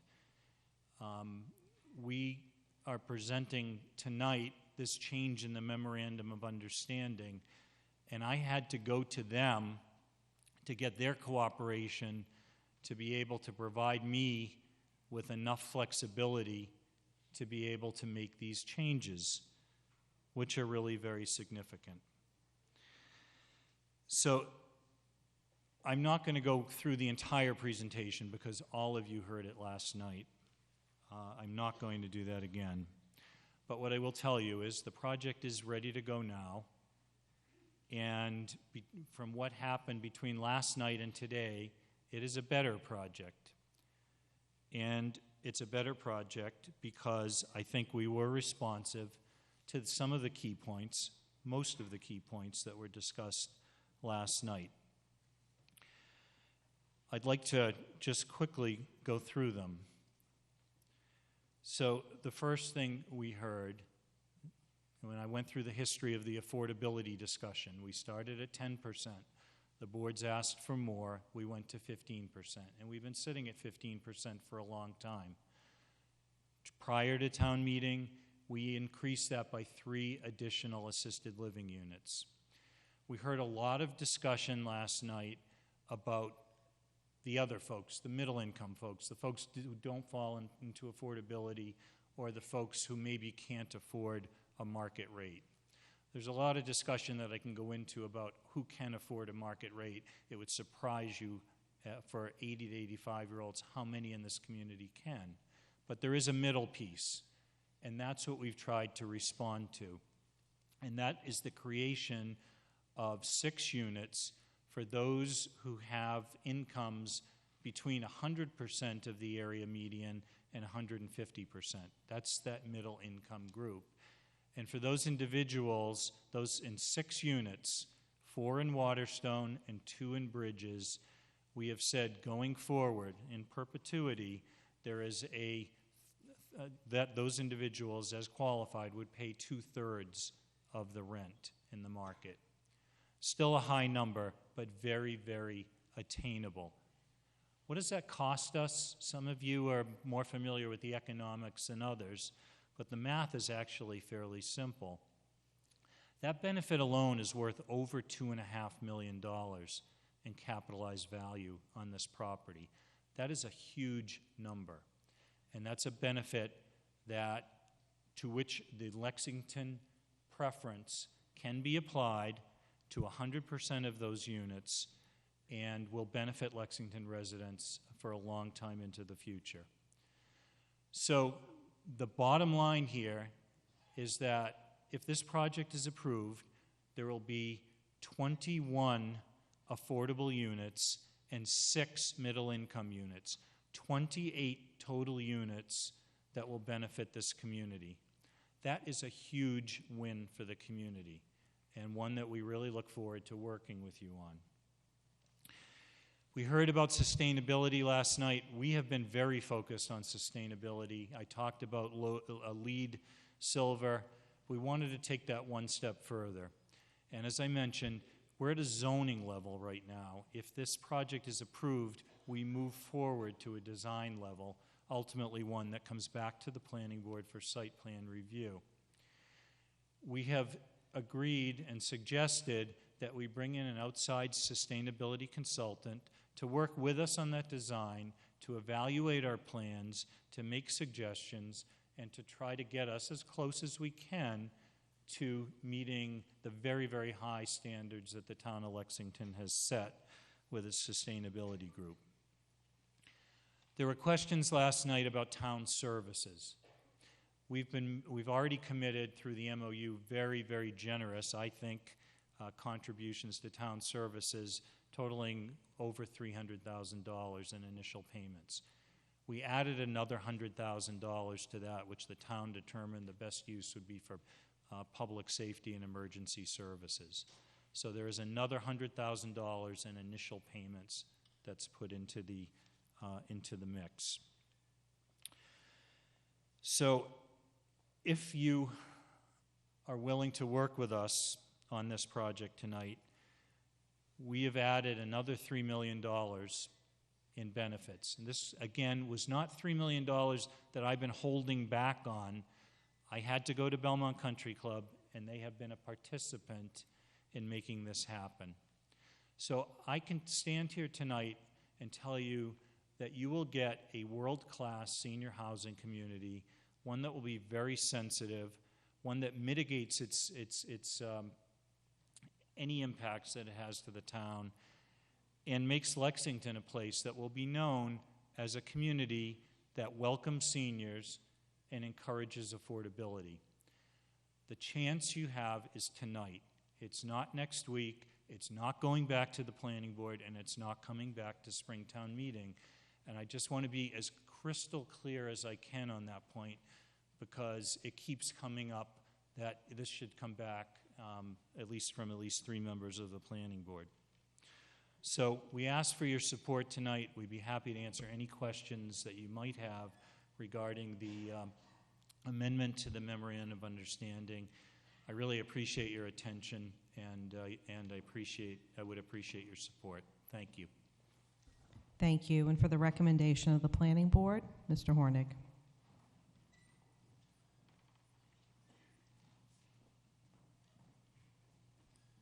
Madam Moderator, the planning board needs to caucus to get the details of it worked out.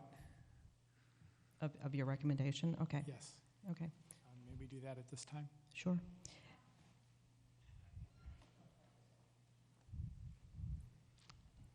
Madam Moderator, point of personal privilege. Ms. What Johnson. I had asked for was a short recess so that we could organize the report, which, as you can imagine, we have not had time to do. Okay. Okay. I'm not understanding what you're saying.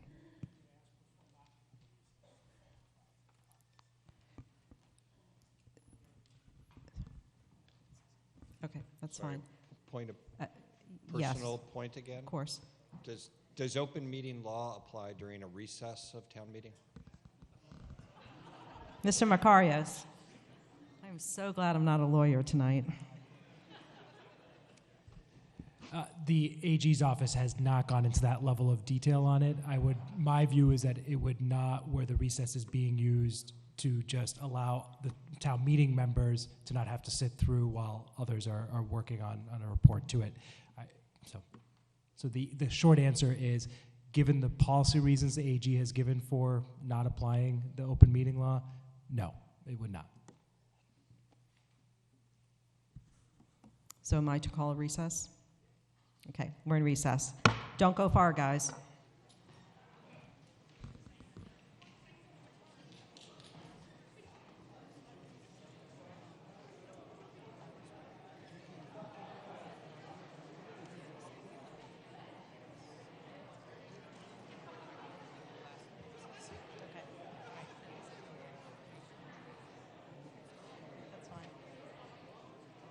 So, is it judges or for a judge? Because there's a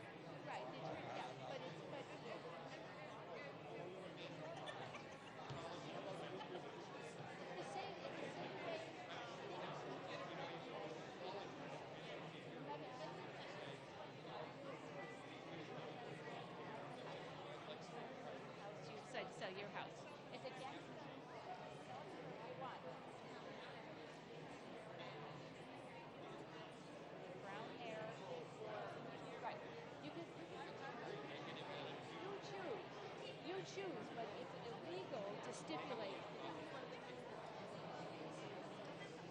Yeah.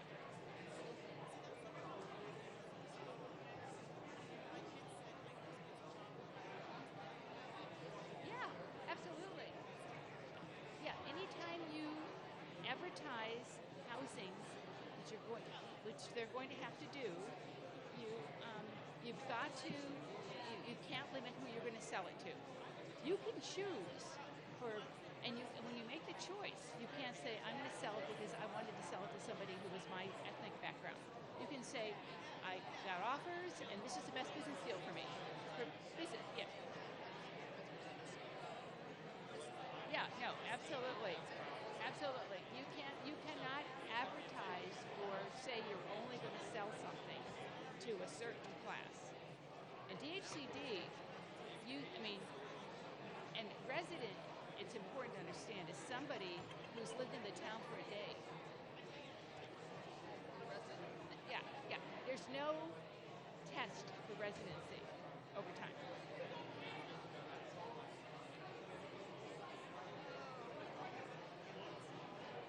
I wish he would be, most projects like this take 5 years. For him to work out the kinks, the planning board wants to work with him. They don't want to kill it. They could make this.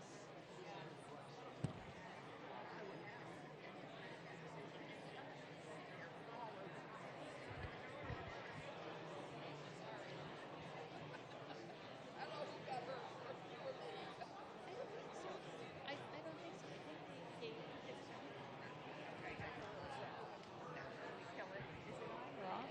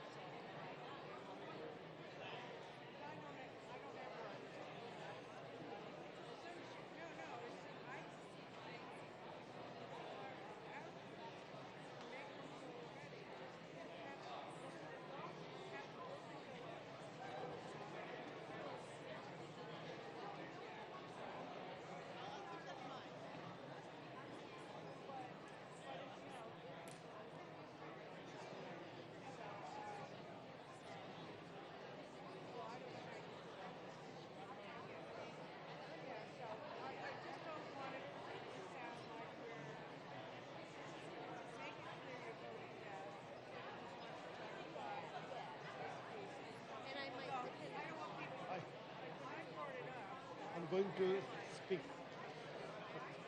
That's very nice.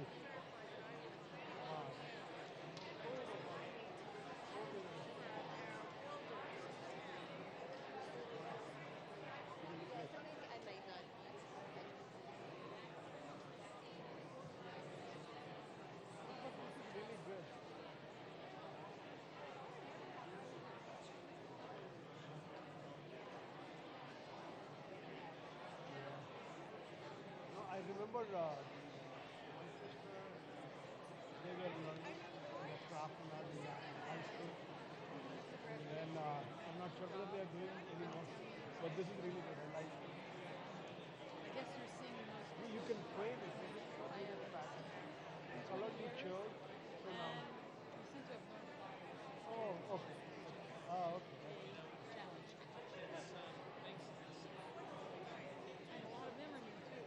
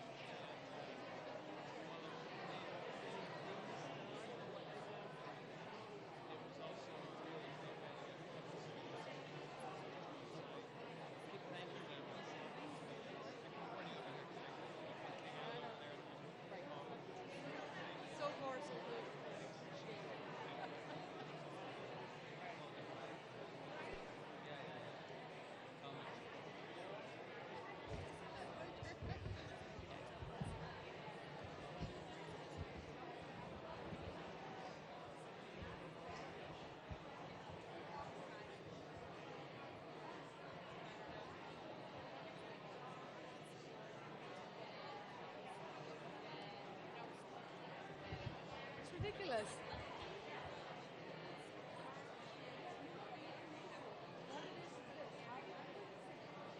What is the rush to passing it tonight? May I remind everybody that barely 24 hours ago, national development stood there and said the exact same thing.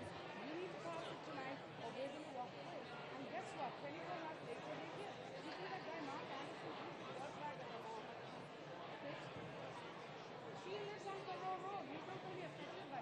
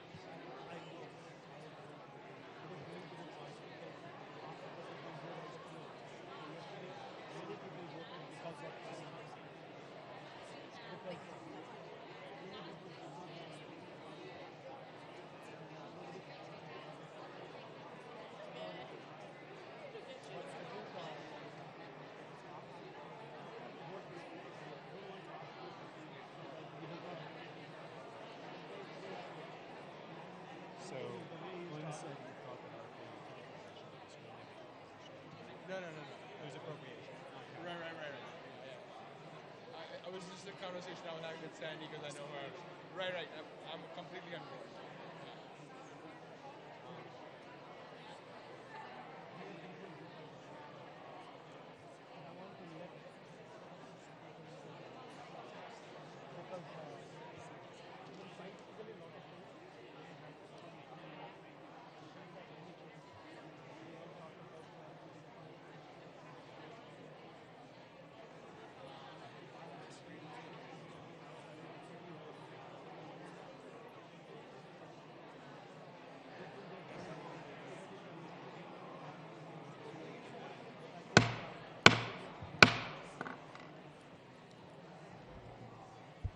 I'm calling the special town meeting back to order.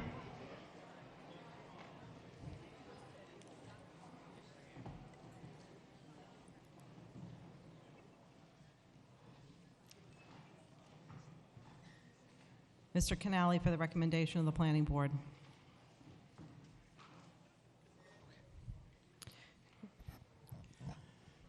Madam Moderator, Mr. Canali. town meeting members, the planning board, by a vote of 3-2, are recommending that this article be referred to the planning board. And 2 are in favor of the article.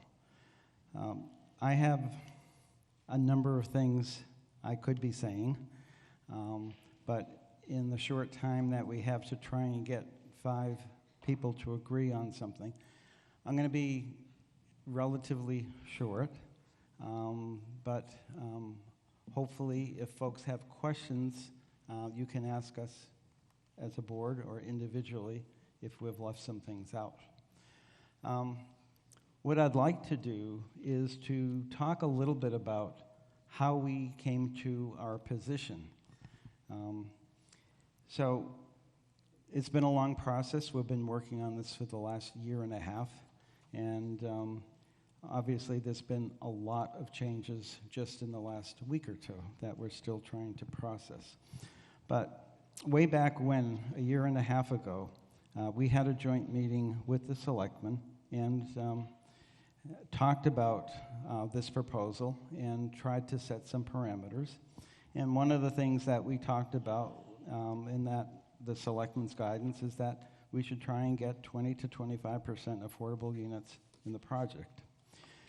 There's a couple of policy documents and processes that are the primary thing that has guided us.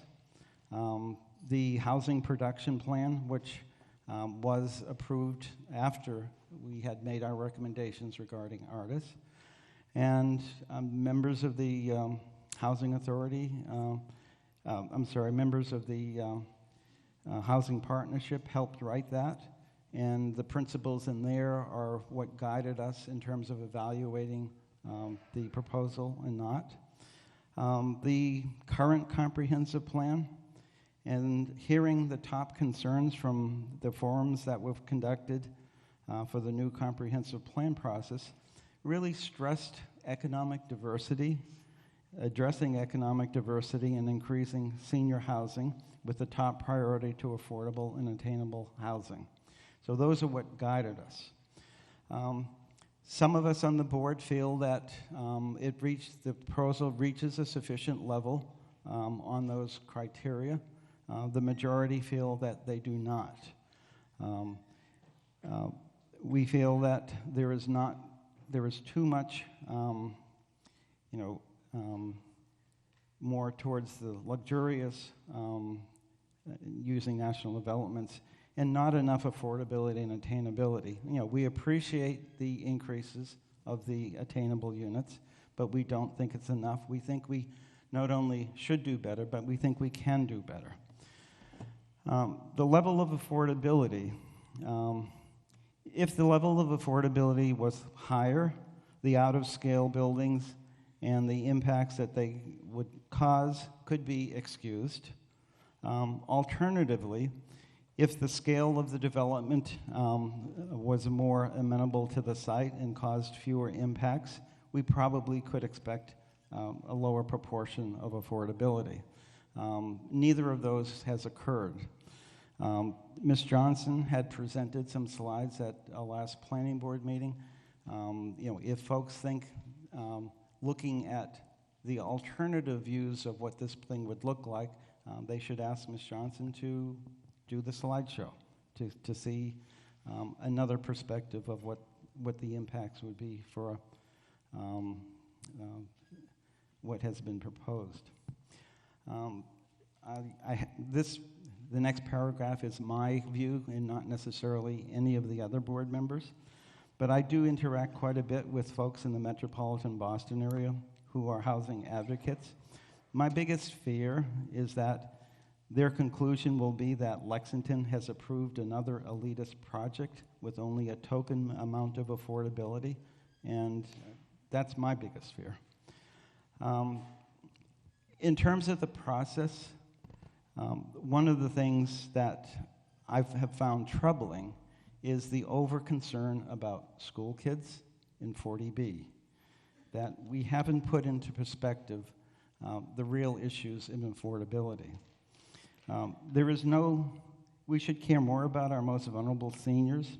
There is no legitimate justification for pushing all of the affordable units into what the state counts in their inventory. We should insist that low or moderate income seniors are treated with the same respect, whether their health allows them to live in independent housing or whether they have additional burdens of needed care in assisted living or memory care housing. We intend, after a period of debate, to move to refer this article back to the planning board. We hope that we can work out a better solution for the town and for the applicant. We think National Development is a good partner, and we hope that we will be able to work something out. In any event, we hope that if they choose not to, that we will end up with a better proposal. We could end up with a worse proposal. We could imagine the worst kinds of things. There could be exempt institutional uses such as childcare, nonprofit schools, religious uses, or agricultural uses. These uses are interpreted more expansively than you might expect. These uses can exceed the usual dimensional controls if they are determined to be unreasonable in a particular case. There are other things that could be done by special permit under present zoning, including other institutional uses, balanced housing development, and other kinds of things. So one of the things is to try and figure out the perspective of what the risks are if we refer it back to the planning board. We hope that you will refer it back in any event. I think one of the things that hopefully we can do together is to place emphasis on addressing the core issues of housing and decide what we really want Lexington to be. Thank you. Thank you, and for the recommendation of the Board of Selectmen. Mr. Paddo. Madam Moderator, the town of Lexington is growing, with the under 20 and the over 65 age groups growing at the fastest rate. Growth in the number of seniors is both a town and a regional phenomenon. Various forms of senior housing and community support exist in town. This includes groups like Lexington at Home, who provide mutual support for those who want to age in their own homes for as long as possible, to nursing home care at one of two facilities. It includes Brookhaven, a continuing care facility with robust social support for those who can enter in good health and have the means to afford the buy-in requirements. The Artist Memory Care rental facility, made possible by town meeting action a few years ago, is opening shortly. The need for senior housing, however, is greater than the supply. Existing facilities have long waiting lists. Further, there is no facility in Lexington for those seniors who are healthy and are looking for robust, integrated social services and who do not have the means to afford the buy-in requirements at Brookhaven. The proposal tonight provides for both the addition of a memory care facility and a robust, independent, and assisted living facility for those who prefer to rent without a substantial buy-in requirement. The addition of 6 moderate income units to the 21 affordable units creates an opportunity for our growing senior community that is simply not available today. We find this to be a positive development for Lexington. Madam Moderator, the board supports this motion by a vote of 4-0 with 1 member recused. Thank you. Mr. Anderson. I think the microphone's off. Double check. Try again. It's green. Don't press the button. Just try again. Testing. Perfect. Better. Mark Anderson, Precinct 6. I would like to thank National Development and our town manager for their tireless efforts to bring this new information and new proposal to the town. I'm concerned that if we don't support our elected representatives and this type of proposal, Lexington will be remembered as anti-development, and in addition, will be known as somewhat a difficult place to extend housing and deal with the regional housing crisis. I want to just mention 2 issues that we didn't talk as much about yesterday. One is the need for housing in the region, and the other one is the comparison with Brookhaven. Mark Drayson of the Metropolitan Area Planning Council says it would take 430,000 new units of housing in the region to turn around the high prices that we have in this region. And Boston's part of a coalition of 15 cities which have pledged to build 185,000 new units of housing by 2030. That leaves a gap of about 250,000 units that are needed so that the price of housing does not continue to increase. And I think in Lexington, we have to ask, what is our fair share of contributing to this housing crisis? We need to think about how we're going to add supply of additional housing, and the project here gives us an opportunity to do so. Honestly, I wish it had more units because I think we have need for more housing, but I'll be satisfied by at least creating this housing in the area. Secondly, there has been discussion about this as luxury housing. I think the word luxuriant was used a minute ago. I'll remind town meeting that we approved Brookhaven's expansion only last year, and in doing so did not ask them to provide the level of affordable housing that this provided. And I don't recall anybody talking about Brookhaven as a luxury experience. I have a relative who's looking at housing in the area, and so they supplied me the Brookhaven qualifications, which I have here, and I'll give you some sense of. They're looking for a double occupancy unit. The smallest double occupancy unit requires a down payment of $545,000, and the upper end is $885,000. But Brookhaven requires you to have 1.75 times that available in demonstrated assets, so you would need as much as $1.5 million to buy into Brookhaven at today's prices. Additionally, the monthly rent is between $6,200 and $10,200 per month. And again, Brookhaven requires 75% more demonstrated income than is required to pay Brookhaven. So you would expect that you would have to have about $17,800 a month demonstrated income to apply for Brookhaven. So I support this project as an alternative and more affordable for Lexington than the existing projects we have today. Thank you very much. The member at the no microphone. My name is Sudhir Ranjan from Precinct 1. And I would like to let town and town meeting members know about I voted no yesterday, and my vote is no today. And I would like to explain my reason. As Mr. Anderson said, adding housing, especially affordable housing or senior care housing, is a compelling need. I completely agree with that. But what about the existing one? There was one near Emerson Garden Road, 860 Emerson Garden Road, retirement care center known as Golden Living Center. What led to the closure of that retirement care center? So I don't know much about that facility, but we can revive that facility as well. That's one reason. The second one is I'm very much a strong proponent of understanding climate change. I didn't see anything, national development, has presented on environmental impact assessment, because they are very close to constructing a groundwater stream and conservation land. So, and they have also decided to build underground parking. So if they find water, where will the water go? So all those things he has not answered, he has not assessed. So that's why I yesterday decided to vote no, and my vote is no. Thank you. Thank you, Mr. Ranjan. Ms. Barnett. Madam Moderator, Elizabeth Barnett, Precinct 7. Through you, may I ask Mr. Ty a question? Go ahead with your question.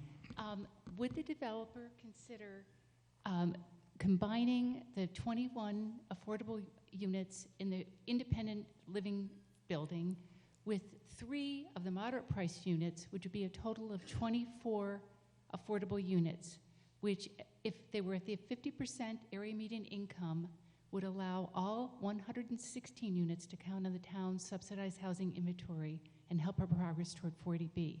That would leave 3 moderate income 100 to 150% units left.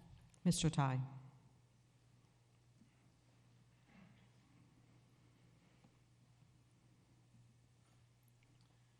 Madam Moderator, I appreciate the suggestion. I cannot answer that question in front of you tonight.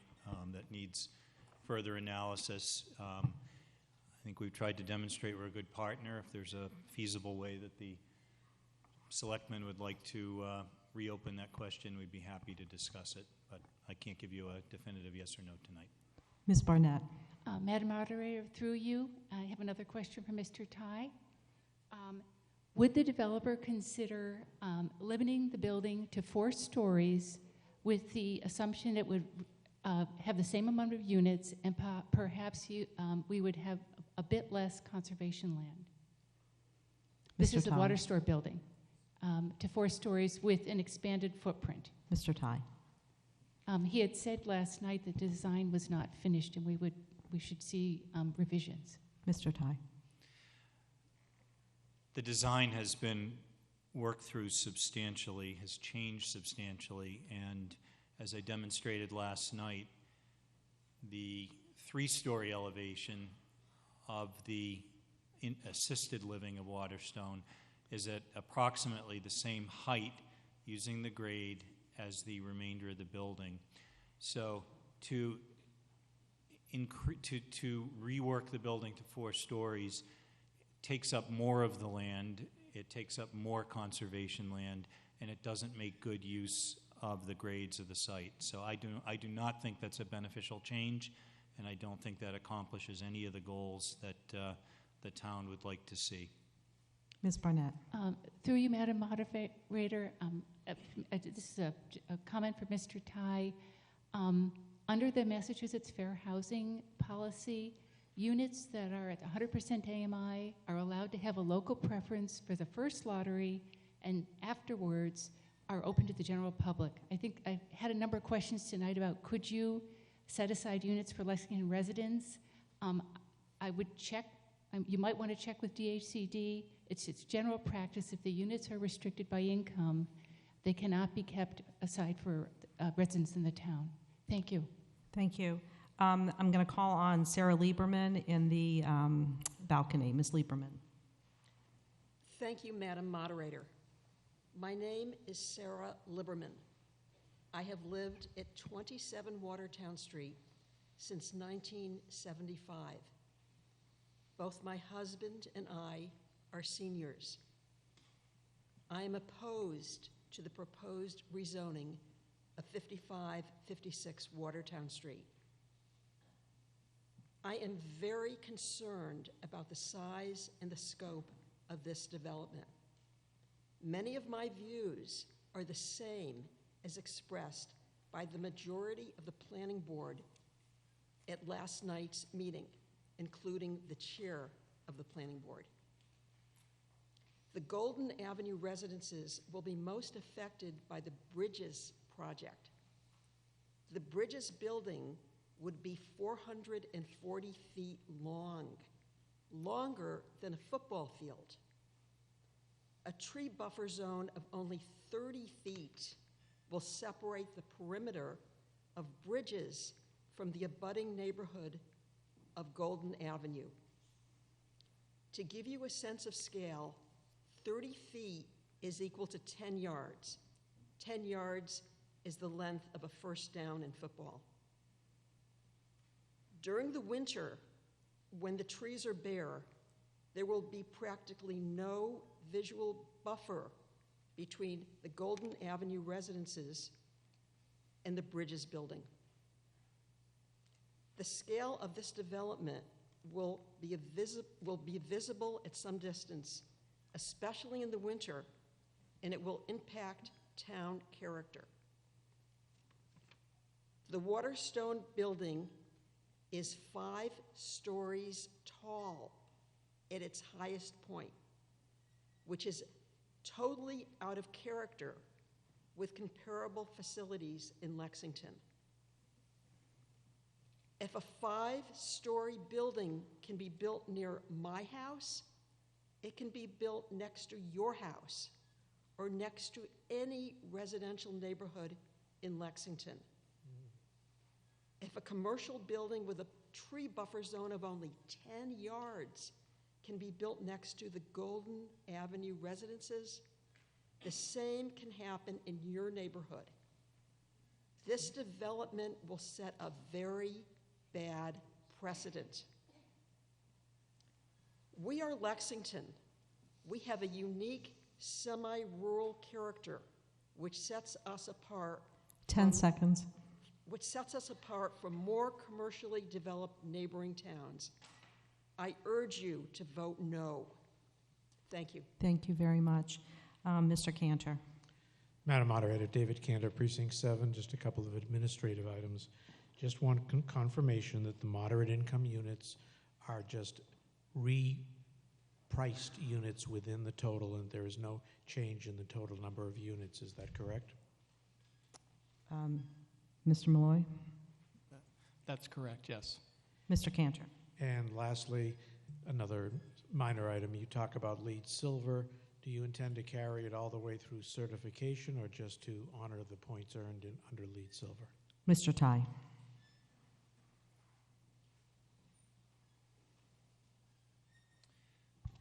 The commitment in the development agreement in the Memorandum of Understanding is to design and construct to the standard and to have that certified at the time of certificate of occupancy, because the certification process takes a lot longer. So the checkpoint that the town would have is really at the certificate of occupancy stage. Thank you. Thank you. Mr. McGuire with a question. Is that Mr. McGuire? Am I wrong? Oh, it's very late. I apologize. The member at the question microphone. Thank you. Matt Daggett, Precinct 2. Madam Moderator, question through you for Mr. Ty. It was mentioned earlier this evening that we would be surprised at who could afford to live in these units. And my question is through the market research that the applicant has done, what is their determination of what percentage of Lexington seniors could afford to live in one of these units? Mr. Ty.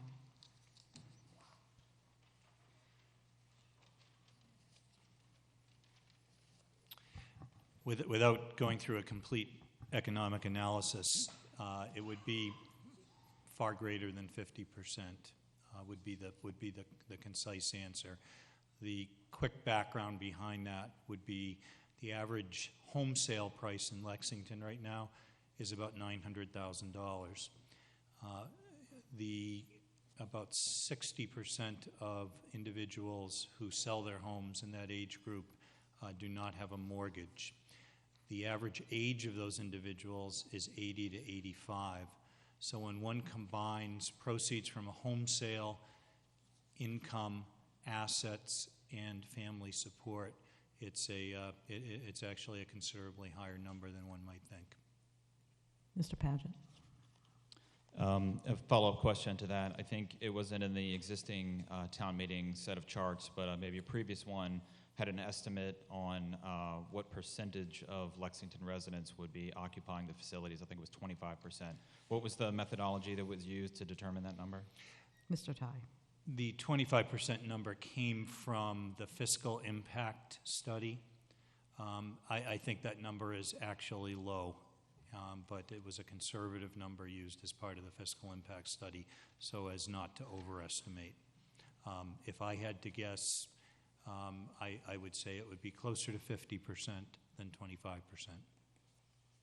Thank you. One last question.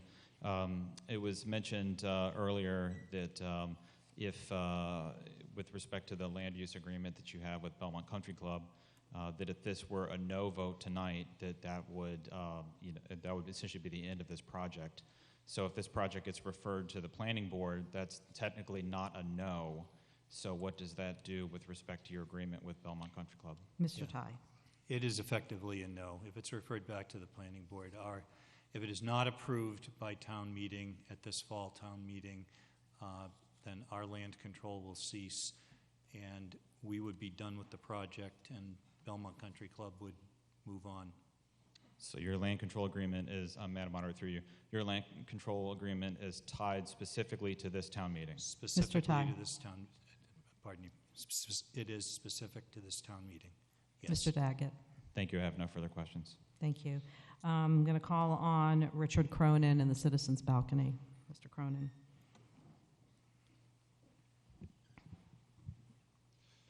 Good evening, Madam Moderator, Lexington Town Meeting members, and members of the community. My name is Richard Cronin, and I have lived in Lexington at 3 Briggs Road for approximately 25 years. I'm a member of the Preserve Our Neighborhoods community group, and I'm opposed to Article 10, the proposal to rezone 5556 Watertown Street. My home is approximately 750 feet away from the proposed construction on the westbound side of Route 2. I would like to say that I am for senior housing and I am for affordable housing. The parcel location on Watertown Street, a narrow country road, will create a serious traffic hazard at this size and magnitude of the development. I will first qualify this by my training and experience as a retired Massachusetts State Trooper for over 26 years. I was trained in accident investigation and worked on a special unit that investigated serious motor vehicle accidents. I was qualified as an expert witness in the subject matter. The average speed on Watertown Street is 43 miles per hour, with a daily vehicle usage count of 12,700 vehicles. There are no streetlights at this portion of Watertown Street. The lanes in this location narrow to approximately 8 feet 6 inches wide each. A double yellow line of 1 foot in width separates the 2 lanes. The width of an average tractor trailer is 8 feet and weighs approximately 80,000 pounds. The average width of a car is approximately 6 feet and weighs approximately 3,500 pounds. With these measurements, the margin of error between the tractor trailer and a common car is approximately 2 feet. If a car comes in contact with an 80,000-pound truck traveling in the opposite direction at 43 miles per hour, this will be considered a catastrophic incident with a likelihood of life-threatening injuries. Another public safety hazard is the close proximity of the Route 2 ramp complex to the proposed development. The driveway of parcels A and B are approximately 260 feet from the Route 2 ramp complex. The Route 2 ramps at Watertown Street cannot be structurally modified or improved due to their nonconformity to U.S. Department of Transportation standardized highway designs. All improvement proposed by National Development is now all depends on Mass DOT approval and not finalized. The added component of vehicles generated by Waterstone and bridges, such as the vehicles from residents, employees, deliveries, and visitors exiting, entering, and traveling to and from the proposed complex, will create the probability of a serious motor vehicle accident on Watertown Street in this area. I respectfully request that the Lexington Town Meeting members vote no on Article 10, the rezoning of 5556 Watertown Street. Thank you for your time. Thank you very much. Ms. Traber. Masha Traber, Precinct 5. I find myself here for one of the first times actually supporting a development and a developer. It's probably the first time in my life, as many of you know. I hear the objections to this, and when there was a different proposal put out a couple of years ago, it was just terrible. I wish that Belmont Country Club had kept this property. I really do. But now that they are selling it, I think this may be the best usage that we will be able to find. I have some experience, 7 years experience with assisted livings. My mother lived to be 100. And for the last 7 years of her life, she was in 2 different assisted livings, one in Waltham and one in Arlington Heights. And when she entered assisted living, we were paying about $3,400 a month with no buy-in. And when she left assisted living, because she died, in 2014, we were paying $6,000 a month. I saw people in the assisted living who were absolutely not wealthy, and they were paying between $4,000 and $7,000 a month. Between pensions and Social Security and their savings and their homes and their children, people that you would think would never be, some people who were former employees of Lexington were in the assisted living, and they were able to afford it. So I feel like this affordability is a little bit of a red herring, because assisted livings and these kinds of housings are not normal apartments, and they are not luxury. They are quality of life, and I don't understand. I must be not understanding something here, because these are not normal apartments. $6,000 a month with no buy-in for a wonderful apartment is a great deal. And I was not going to vote for this until I saw the property myself, and then I thought, this is not going to impact anything. This is way in the woods. This is going to be so light on the environment, essentially, when it is done, that I'm kind of gobsmacked about how controversial this is. I'm not sure we could get a better deal anywhere, and I am definitely going to vote yes, and I was very upset last night at how close it was and that we lost. But I am going to vote yes on this, and I urge my fellows too, because we're going to need this, and many of us here are already senior citizens, and we are going to need this at some point, and I think this seems to be a wonderful project with a wonderful partner. Thank you. Thanks. I'm going to call on Mr. Newmeyer because he hasn't had a chance to speak yet, and you did speak both for the planning board and you offered remarks on behalf of yourself. So to be fair, but again, Mr. Newmeyer, if your plan is to call the question, then I'm not going to call on you now. Ms. Zales. No? Okay. Mr. Heinrich. Steve Heinrich, Precinct 3. Through you, Madam Moderator, I do not believe that the planning board and several members, or at least a few members in this body that are going to vote eventually, really believe Mr. Ty when he says the agreement with Belmont Country Club ends after this town meeting. So that, in fact, if he is telling the truth. Mr. Heinrich, I want you to tread very carefully here. I will tread very carefully. A little more carefully than you are. I am going to ask a question of you, Madam Moderator. I understand that there is a representative of the Belmont Country Club here tonight. Would it be possible to hear from the Belmont Country Club that this agreement ends after this town meeting? Mr. Goldstein, do you want to speak? And I'll just remind Mr. Heinrich of the obvious, that there are always at least 2 parties to every agreement.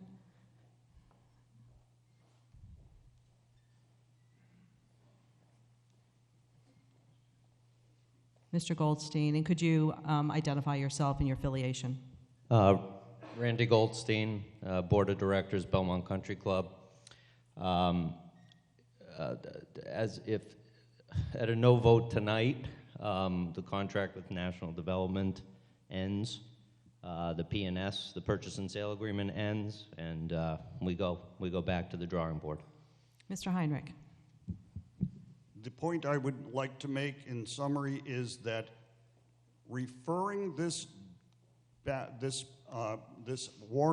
article back to the planning board, which is what is being proposed ultimately by the planning board. I want to caution you, we've had no motion to that effect. I understand. We should vote yes on this article. We should not refer it back to the planning board under any conditions.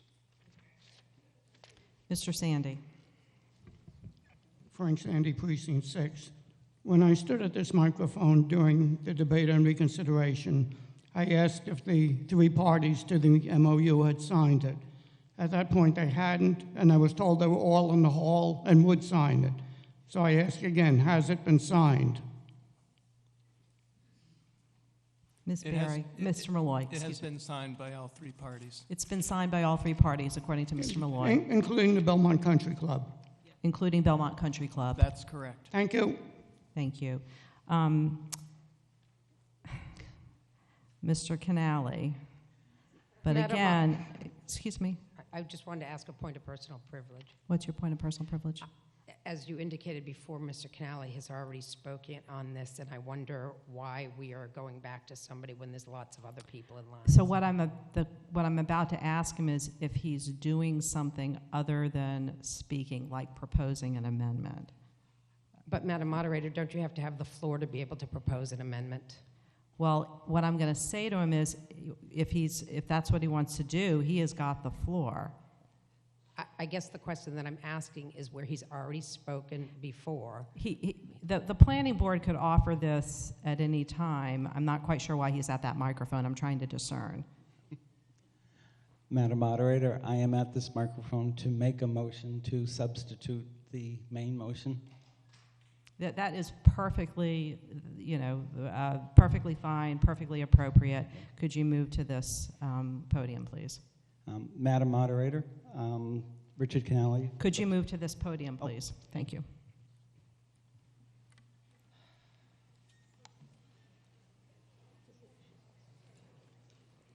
Just to be clear, Ms. McKenna, so they've done the courtesy of allowing some of the debate to continue instead of offering this motion early in the debate, but it would also be unfair of me to refuse to call on him in order to make the motion that they've indicated they want to give.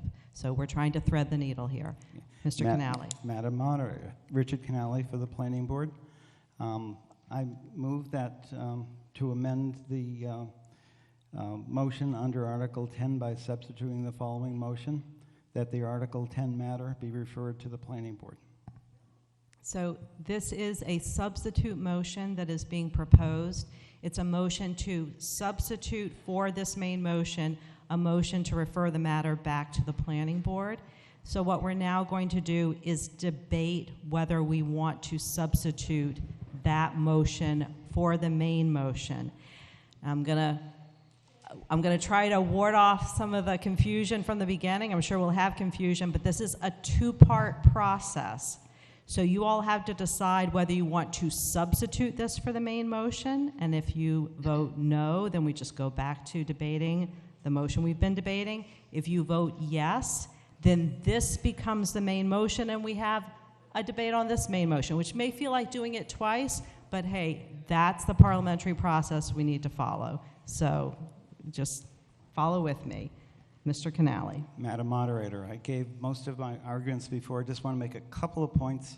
Number one is we heard that the Belmont Country Club's option is sales and purchase agreement is off tonight.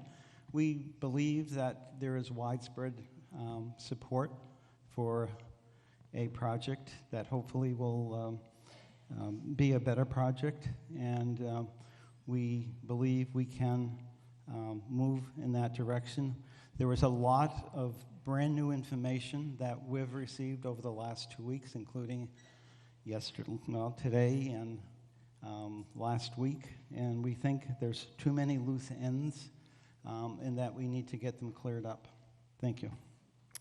And for the planning board, are you all still 3-2 in favor of this motion to refer back to the planning board? Is that an accurate? That's what you reported to us earlier in the evening.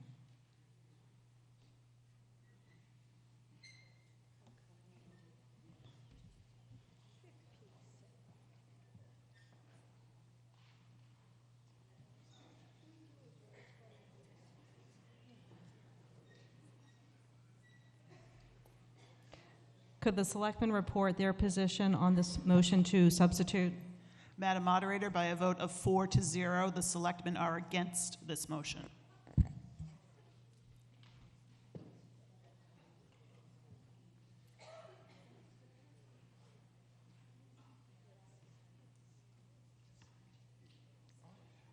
Use the microphone.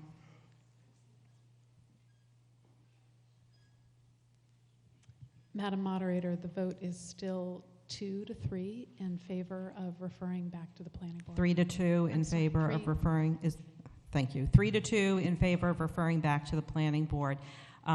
Speaking against the motion, Mr. McKenna, and you're speaking against substituting. Madam Moderator, Steve McKenna, Precinct 6. This motion is wrong. This motion is a political trick, in my opinion. Okay, I'm going to stop you right there. Speak to the merits, not to motivation. Thank you. I think it was made explicitly clear by both the Belmont Country Club and by the developer that this motion, this substitute motion, as it is written, is the equivalent of a no.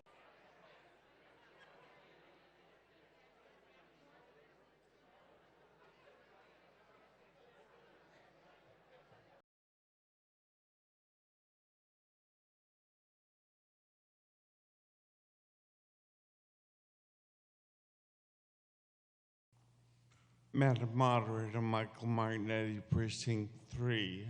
I call the question. Mr. Martinetti, I think that's a premature motion. I apologize. It's foreclosing debate a little bit too early, so I'm not going to. Madam Moderator. Thank you. Kate Colburn, Precinct 4. I have a question about who has the authority to negotiate the number of affordable units. We see that it's covered by the MOU, which is apparently negotiated by the Board of Selectmen, whereas the site plan, the PSDUP is negotiated by the Planning Board. So my question is, if this is referred to the Planning Board, and just assuming that the developers are willing to continue to negotiate, does the Planning Board have the authority to negotiate a greater percentage of affordable units? Who would like to field that question? I'm hoping Town Council says yes. Mr. Makarios. Thank you. Through you, Madam Moderator, the answer is that mitigation measures like affordable units are typically done through the MOU process. Zoning is done through the Planning Board and the PSDUP. That's what the Planning Board recommends up or down. It's a recommendation to town meeting ultimately. Just to follow up on that, we heard from Mr. Canali earlier that when the Planning Board had a joint meeting with the Board of Selectmen, they initially requested 20 to 25% affordable units, and that is not what ended up in the MOU. So I'm wondering if the Selectmen are unwilling to negotiate a greater number of affordable units if they were to have the opportunity after this town meeting. Ms. Berry.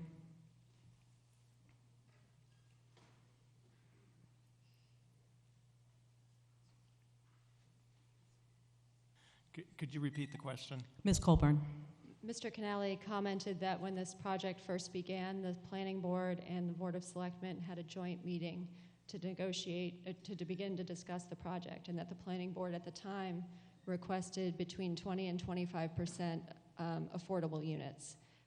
But that's not what ended up in the MOU. So I'm wondering if the Planning Board were to negotiate with the developer a greater number of affordable units, whether that's something the Board of Selectmen would be willing to agree upon in an MOU, or another revised MOU. Ms. Berry.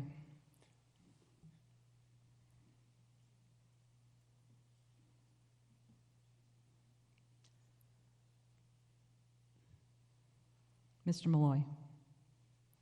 So the problem with that is that it takes two parties to sign a contract. And so we have negotiated with the developer, and they've developed a program that is economically feasible for them to do. Going to 25 units would probably create a need to add many more, 25%, I'm sorry, would probably create a need to add many more units in a much larger building in order to make it economically feasible.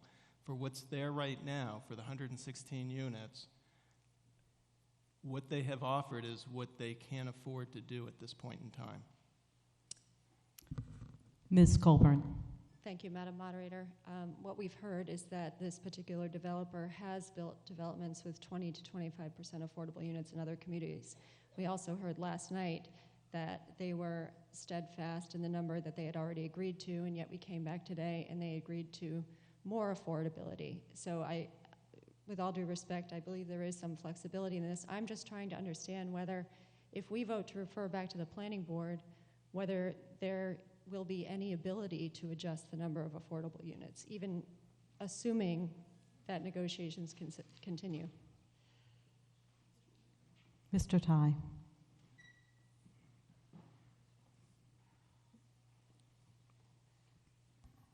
Thank you. Just in response to the earlier question, I actually, and I know Mr. Malloy was not there at the time, I believe that Mr. Canale mischaracterized the joint meeting of the Planning Board and the Board of Selectmen. It was 15% that was clearly discussed at that meeting. There may have been one member who asked for 25%. That was not the town's position. We have negotiated and worked with the town for 18 months now based on the 15% assumption that has just been increased by a substantial number of units. As I said earlier in the evening, this is not because the developer was holding back. In order to be responsive to the discussion last night, I went to Belmont Country Club and I asked them for concessions on the land price. That's how we got there today. So that's accurately how this has played out. Thank you. Thank you, Ms. Barnett. Elizabeth Barnett, Precinct 7. Madam Moderator, may I ask the Belmont Country Club a question? No, you are not at the question microphone. Oh, I'm sorry. Okay. Do you want to speak for the motion to substitute? Yes. I hope, for those of you who may not have been in the development world, purchase and sales can be extended. And I am hoping that we will vote yes to vote it to the planning board with the hope that the Belmont Country Club, who has been a sort of quiet partner, will be a larger partner and understand that the majority of us support this project. Thank you. Thank you. Mr. Kaufman. David Kaufman, Precinct 3. Essentially, the planning board is asking us to take a significant risk that this project ends promptly at 11 o'clock tonight or something like that. And if we do not decide to turn down the referral to the planning board, I personally think that it is highly likely that the Belmont Country Club will decide that they can get a better deal by selling immediately to someone who will tear down all the buffer zones and build a bunch of big mansions on the site within up to perhaps 15 feet of the borders of the lots, rather than being set back by 90 feet. So I personally think that we should vote the referral to the planning board down and then vote yes on the main motion. Thank you. Ms. Freibush with a question. Andrea Freibush, Precinct 3. Madam Moderator, a question for either the selectman or Mr. Ty. If this process does go back to the planning board, I've been happy to hear about the close cooperation between National Development and the board.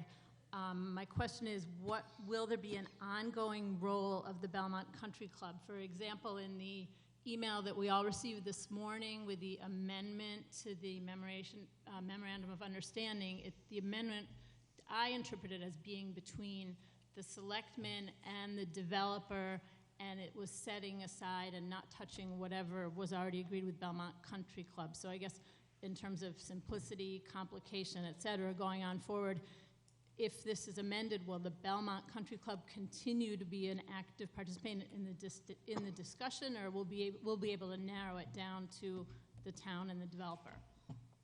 Is that a question for the planning board? I initially intended it as a question for either the selectmen or Mr. Ty, since they were the parties Okay, to the thank you. MOU from this morning, but it was while I was standing up here that the amendment added, so now I don't actually know who the question is for. I'm not sure either. Would you like it? Town council wants it. Mr. Macarius. The role of the Belmont Country Club in the original MOU had to do with one of the conservation restrictions that was offered. In the negotiation of it, it became clear that although national development was offering to place two separate conservation restrictions, one of those would be on portions of property that I understand will be retained by Belmont Country Club. So that is why they needed to be a party to that, and they have acknowledged the agreement in that form. And I think unless Mr. Ty or Mr. Farrington can correct me if I'm wrong.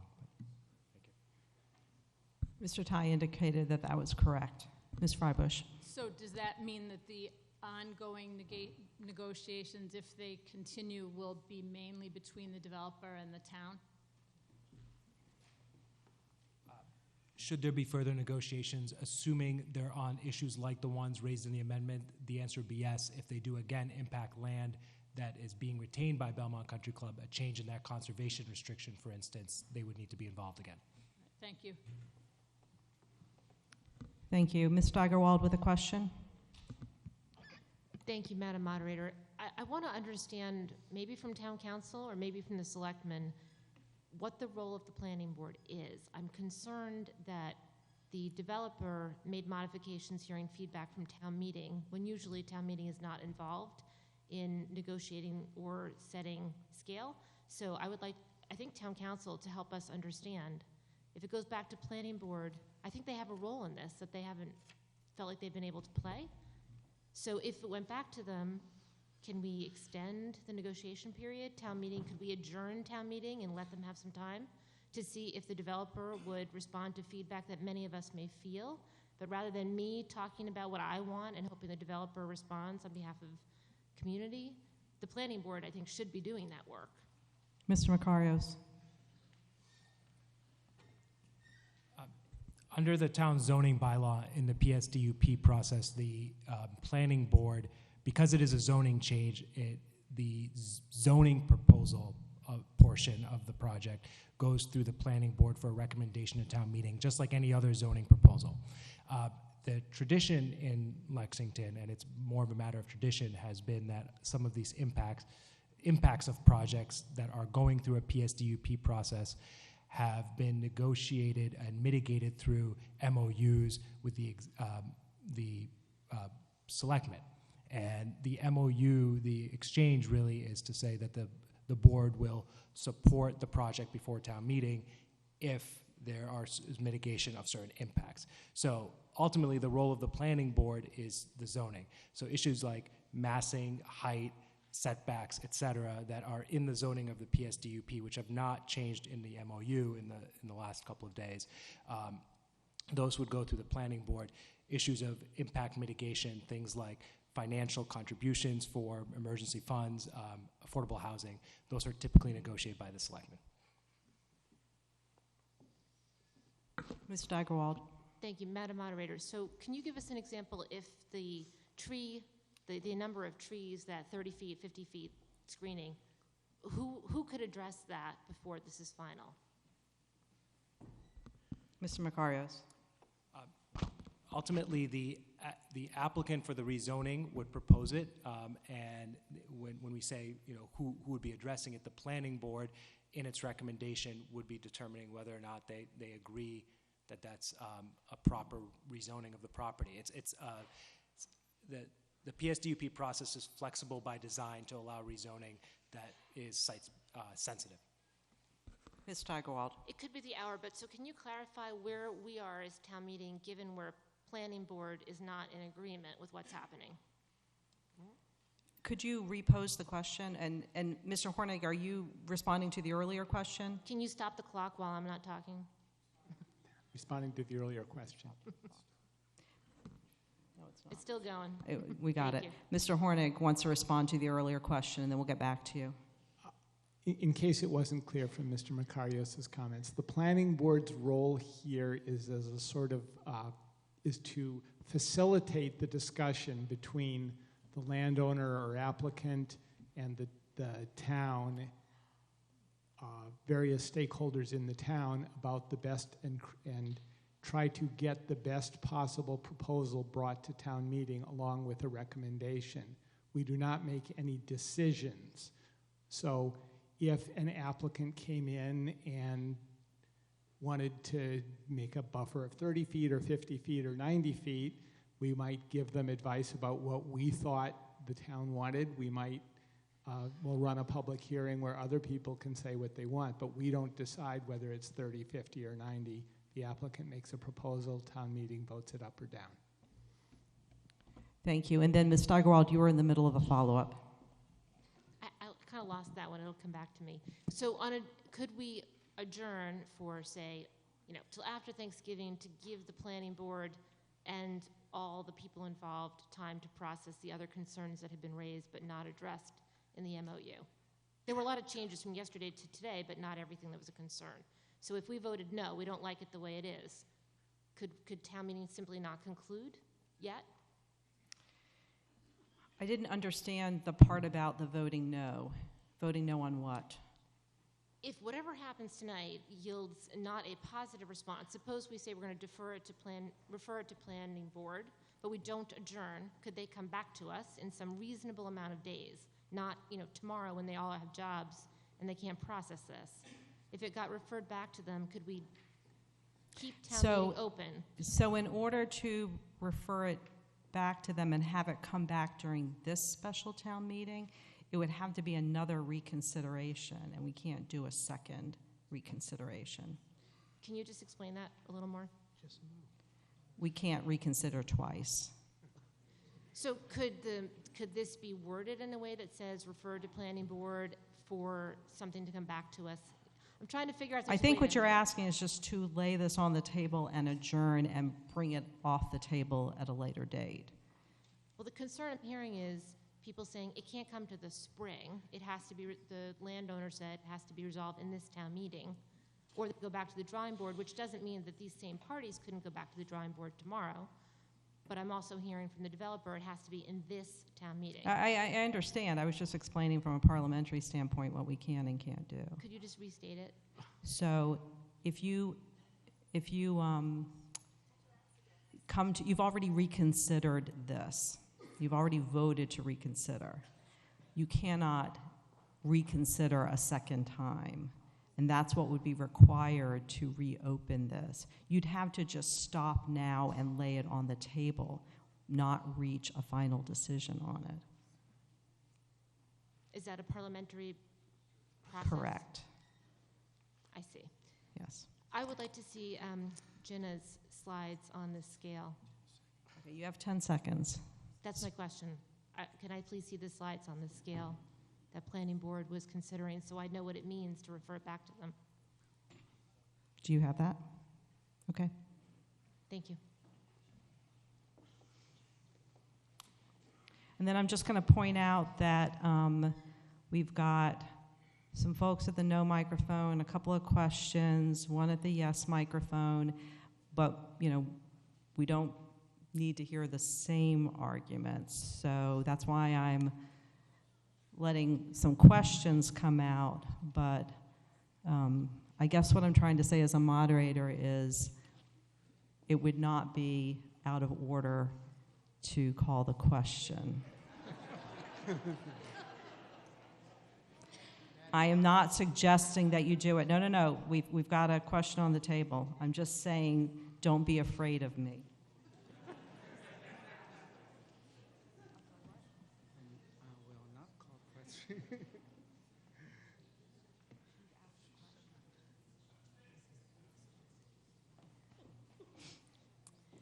So Very quickly. Very quickly. We were talking about scale when these slides were originally presented.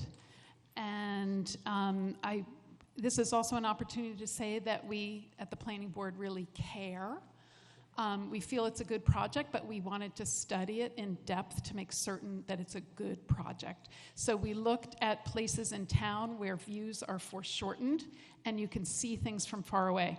This photograph with the chain link fence is taken from Waltham Street sidewalk, looking at the site for the Brookhaven apartment building. And you can see that the house in the distance is about 1,700 feet away. This view is of the new proposed garage building on Hayden Ave, and I'm at Stone Meadow. And here you can see that the garage that's being built there is about the same height as the proposed west elevation of the Watertown development. How many more slides do you have? They're about 10 more? No. That's, okay. I mean, can I move ahead then? I think I'd like for you to just summarize, and then you should also make clear that you're speaking for yourself and not for the planning board. Okay. I think other planning board members had issues about scale, but just very quickly, there were portions of the building that weren't illustrated in this elevation that faces Route 2, and this elevation on the west side was not included in National Development's presentation to you last night. This is the west side of the building. Thank you. And then finally, the issue of bridges is a very long building. The drawings split this into 2 sheets, so you didn't really get a sense of the length of the building, and that just has a 30-foot tree buffer. And so this is something that I took from a presentation that was shared with you, and you can see what kind of buffer that is because you can see the horizon line beyond. And then this is the Watertown building at Wellesley, and I think that the 4-story scale is much preferable. So, Thank you. Okay. Thank you for showing those. Ms. Ailes. Leslie Zales, Precinct 1. I called a question. Okay. So, folks, can we do it by a voice vote? Okay. All those who've heard enough debate on the motion to substitute indicate by saying aye. All opposed? The ayes have it. So we now have a substitute motion. The substitute motion is to refer this back to the planning board. Do folks have any questions or want to speak for or against that as the main motion?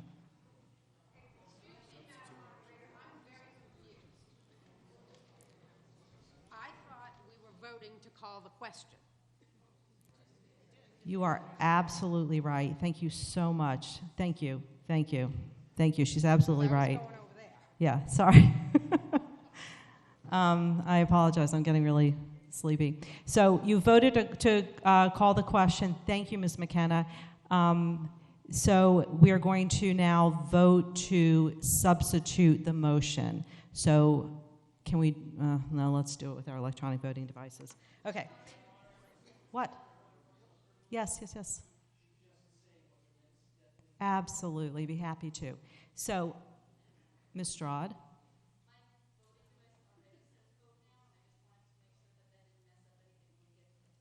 It won't, just ignore it. So you're going to take a yes or no vote now. A simple majority, yes, will now substitute the motion to refer this back to the planning board. That will become the main motion if you vote yes. If you vote no, then we're just back to the original motion offered by Mr. Friedlich. In order to get to the end of this process, we have a second step, which is once we substitute this as the main motion, if that's what you do, then technically we have to offer you an opportunity to debate that and to move to a final vote to adopt that as your final action. Okay? So the vote we're taking now is to substitute. It's step 1 of a 2-step process. Mr. Hornig. Quickly, please. Sorry. Okay. Charles Hornig, Planning Board. Madam Moderator. I just want to make it clear that I don't think it came out. If it is substituted, the original motion made by Mr. Friedlich is removed, and the new motion becomes this one, and the zoning change will not be approved at this town meeting. That is correct. That is absolutely correct. Okay, so folks, get ready to vote on substitution. Yes, Diane. Of course.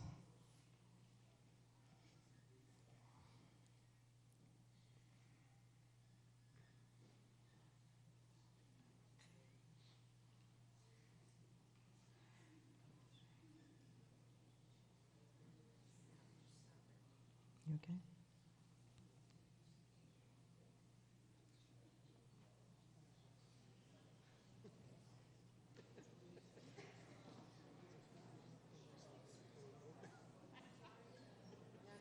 Simple majority.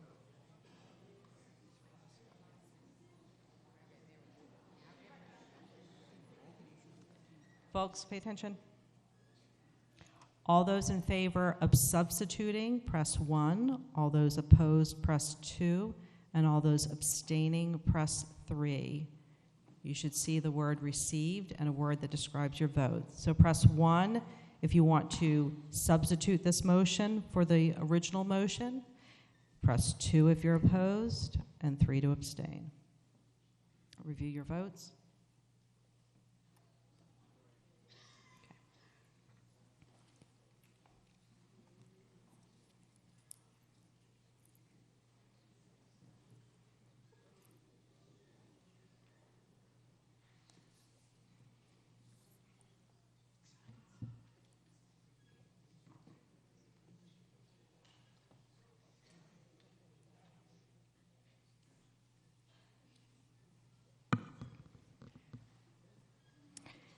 In this matter, 24 having voted in the affirmative, 127 in the negative, and 4 abstaining, the motion fails. So we are back to the original motion offered by Mr. Friedlich, presented by Mr. Ty, and we're back to debating that. Ms. McKenna. Madam Moderator, after this project failed by 2 votes, my passion for Lexington compelled me to leave my mother's bedside, who's at the end of her life, to let you know why I believe so strongly the town meeting should approve this much-needed project. In the last 30 years, conversation about planning have become more and more dominated by discussions of how to provide affordable housing. I agree that we all have a responsibility to help those who find themselves in circumstances that require help. 10% initially seemed like a reasonable target. Without any voted policy, that bar was raised to over 11%, just as we met the 10% goal. This project is offering 15% plus moderate rate housing. We need to have a community conversation to set a goal if we are to demand more than 10%. Developers are just one component of our business tax base. Why should they be primarily responsible to achieve that goal? As a selectman, I advocated for passage of CPA to spread that burden to all taxpayers. Why now are some demanding that this potential new business to Lexington bear a burden for an affordable goal that the community has not set? As a selectman, I worked with colleagues to change the perception from business unfriendly to being open for business. Business revenue has helped make it possible to renew our 9 schools, buy and renovate the community center, build a new public facilities building and fire department. Do we want to accept the financial consequences of being viewed as closed for business? Still, advocating for business development has to be balanced with residents' needs. This project provides that balance. Let me get personal for a minute. For the last 10 years, I have cared for my parents, first in my home. When their needs became too much for our family to continue, I visited dozens of nursing homes, assisted care facilities, memory care units, continuing care facilities within 2 hours of Lexington. I can assure you that the proposed rental fee is on the low end of others available, many of which also require six-figure entry fees.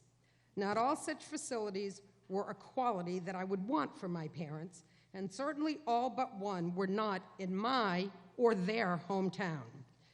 We have an opportunity for quality development that balances the needs of the whole community, including the 90% who do not benefit from the subsidy. 5 seconds. This is my last sentence. While it will be too late for my parents, nonetheless, I ask that you thank National Development for choosing to partner with Lexington and join me in voting yes. Thank you very much. Mr. Lamb. Madam Moderator, Charles Lamb, Precinct 4. I call the question. Okay, folks, we have a couple of people at the yes microphone, we have some people at the question microphone, and some citizens. So should the previous question now be put? All those in favor of closing debate, say aye.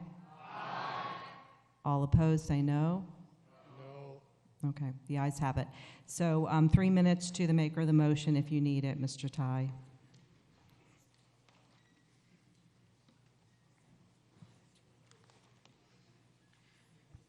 Thank you, Madam Moderator. The hour is late, and I will not use my 3 minutes, but once again, I know this is a very emotional issue. We really look forward to providing something great for the town of Lexington and being your partner for the long term, and please give us that opportunity. Thank you. Thank you. So we're going to use our electronic voting devices. We're going to be voting on the main motion offered by Mr. Friedlich and presented by Mr. Ty under Article 10.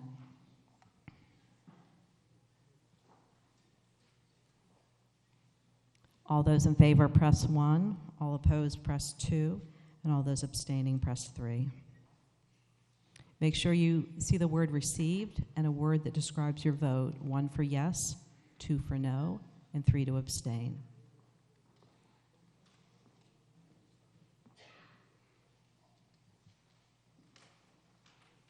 Review your votes.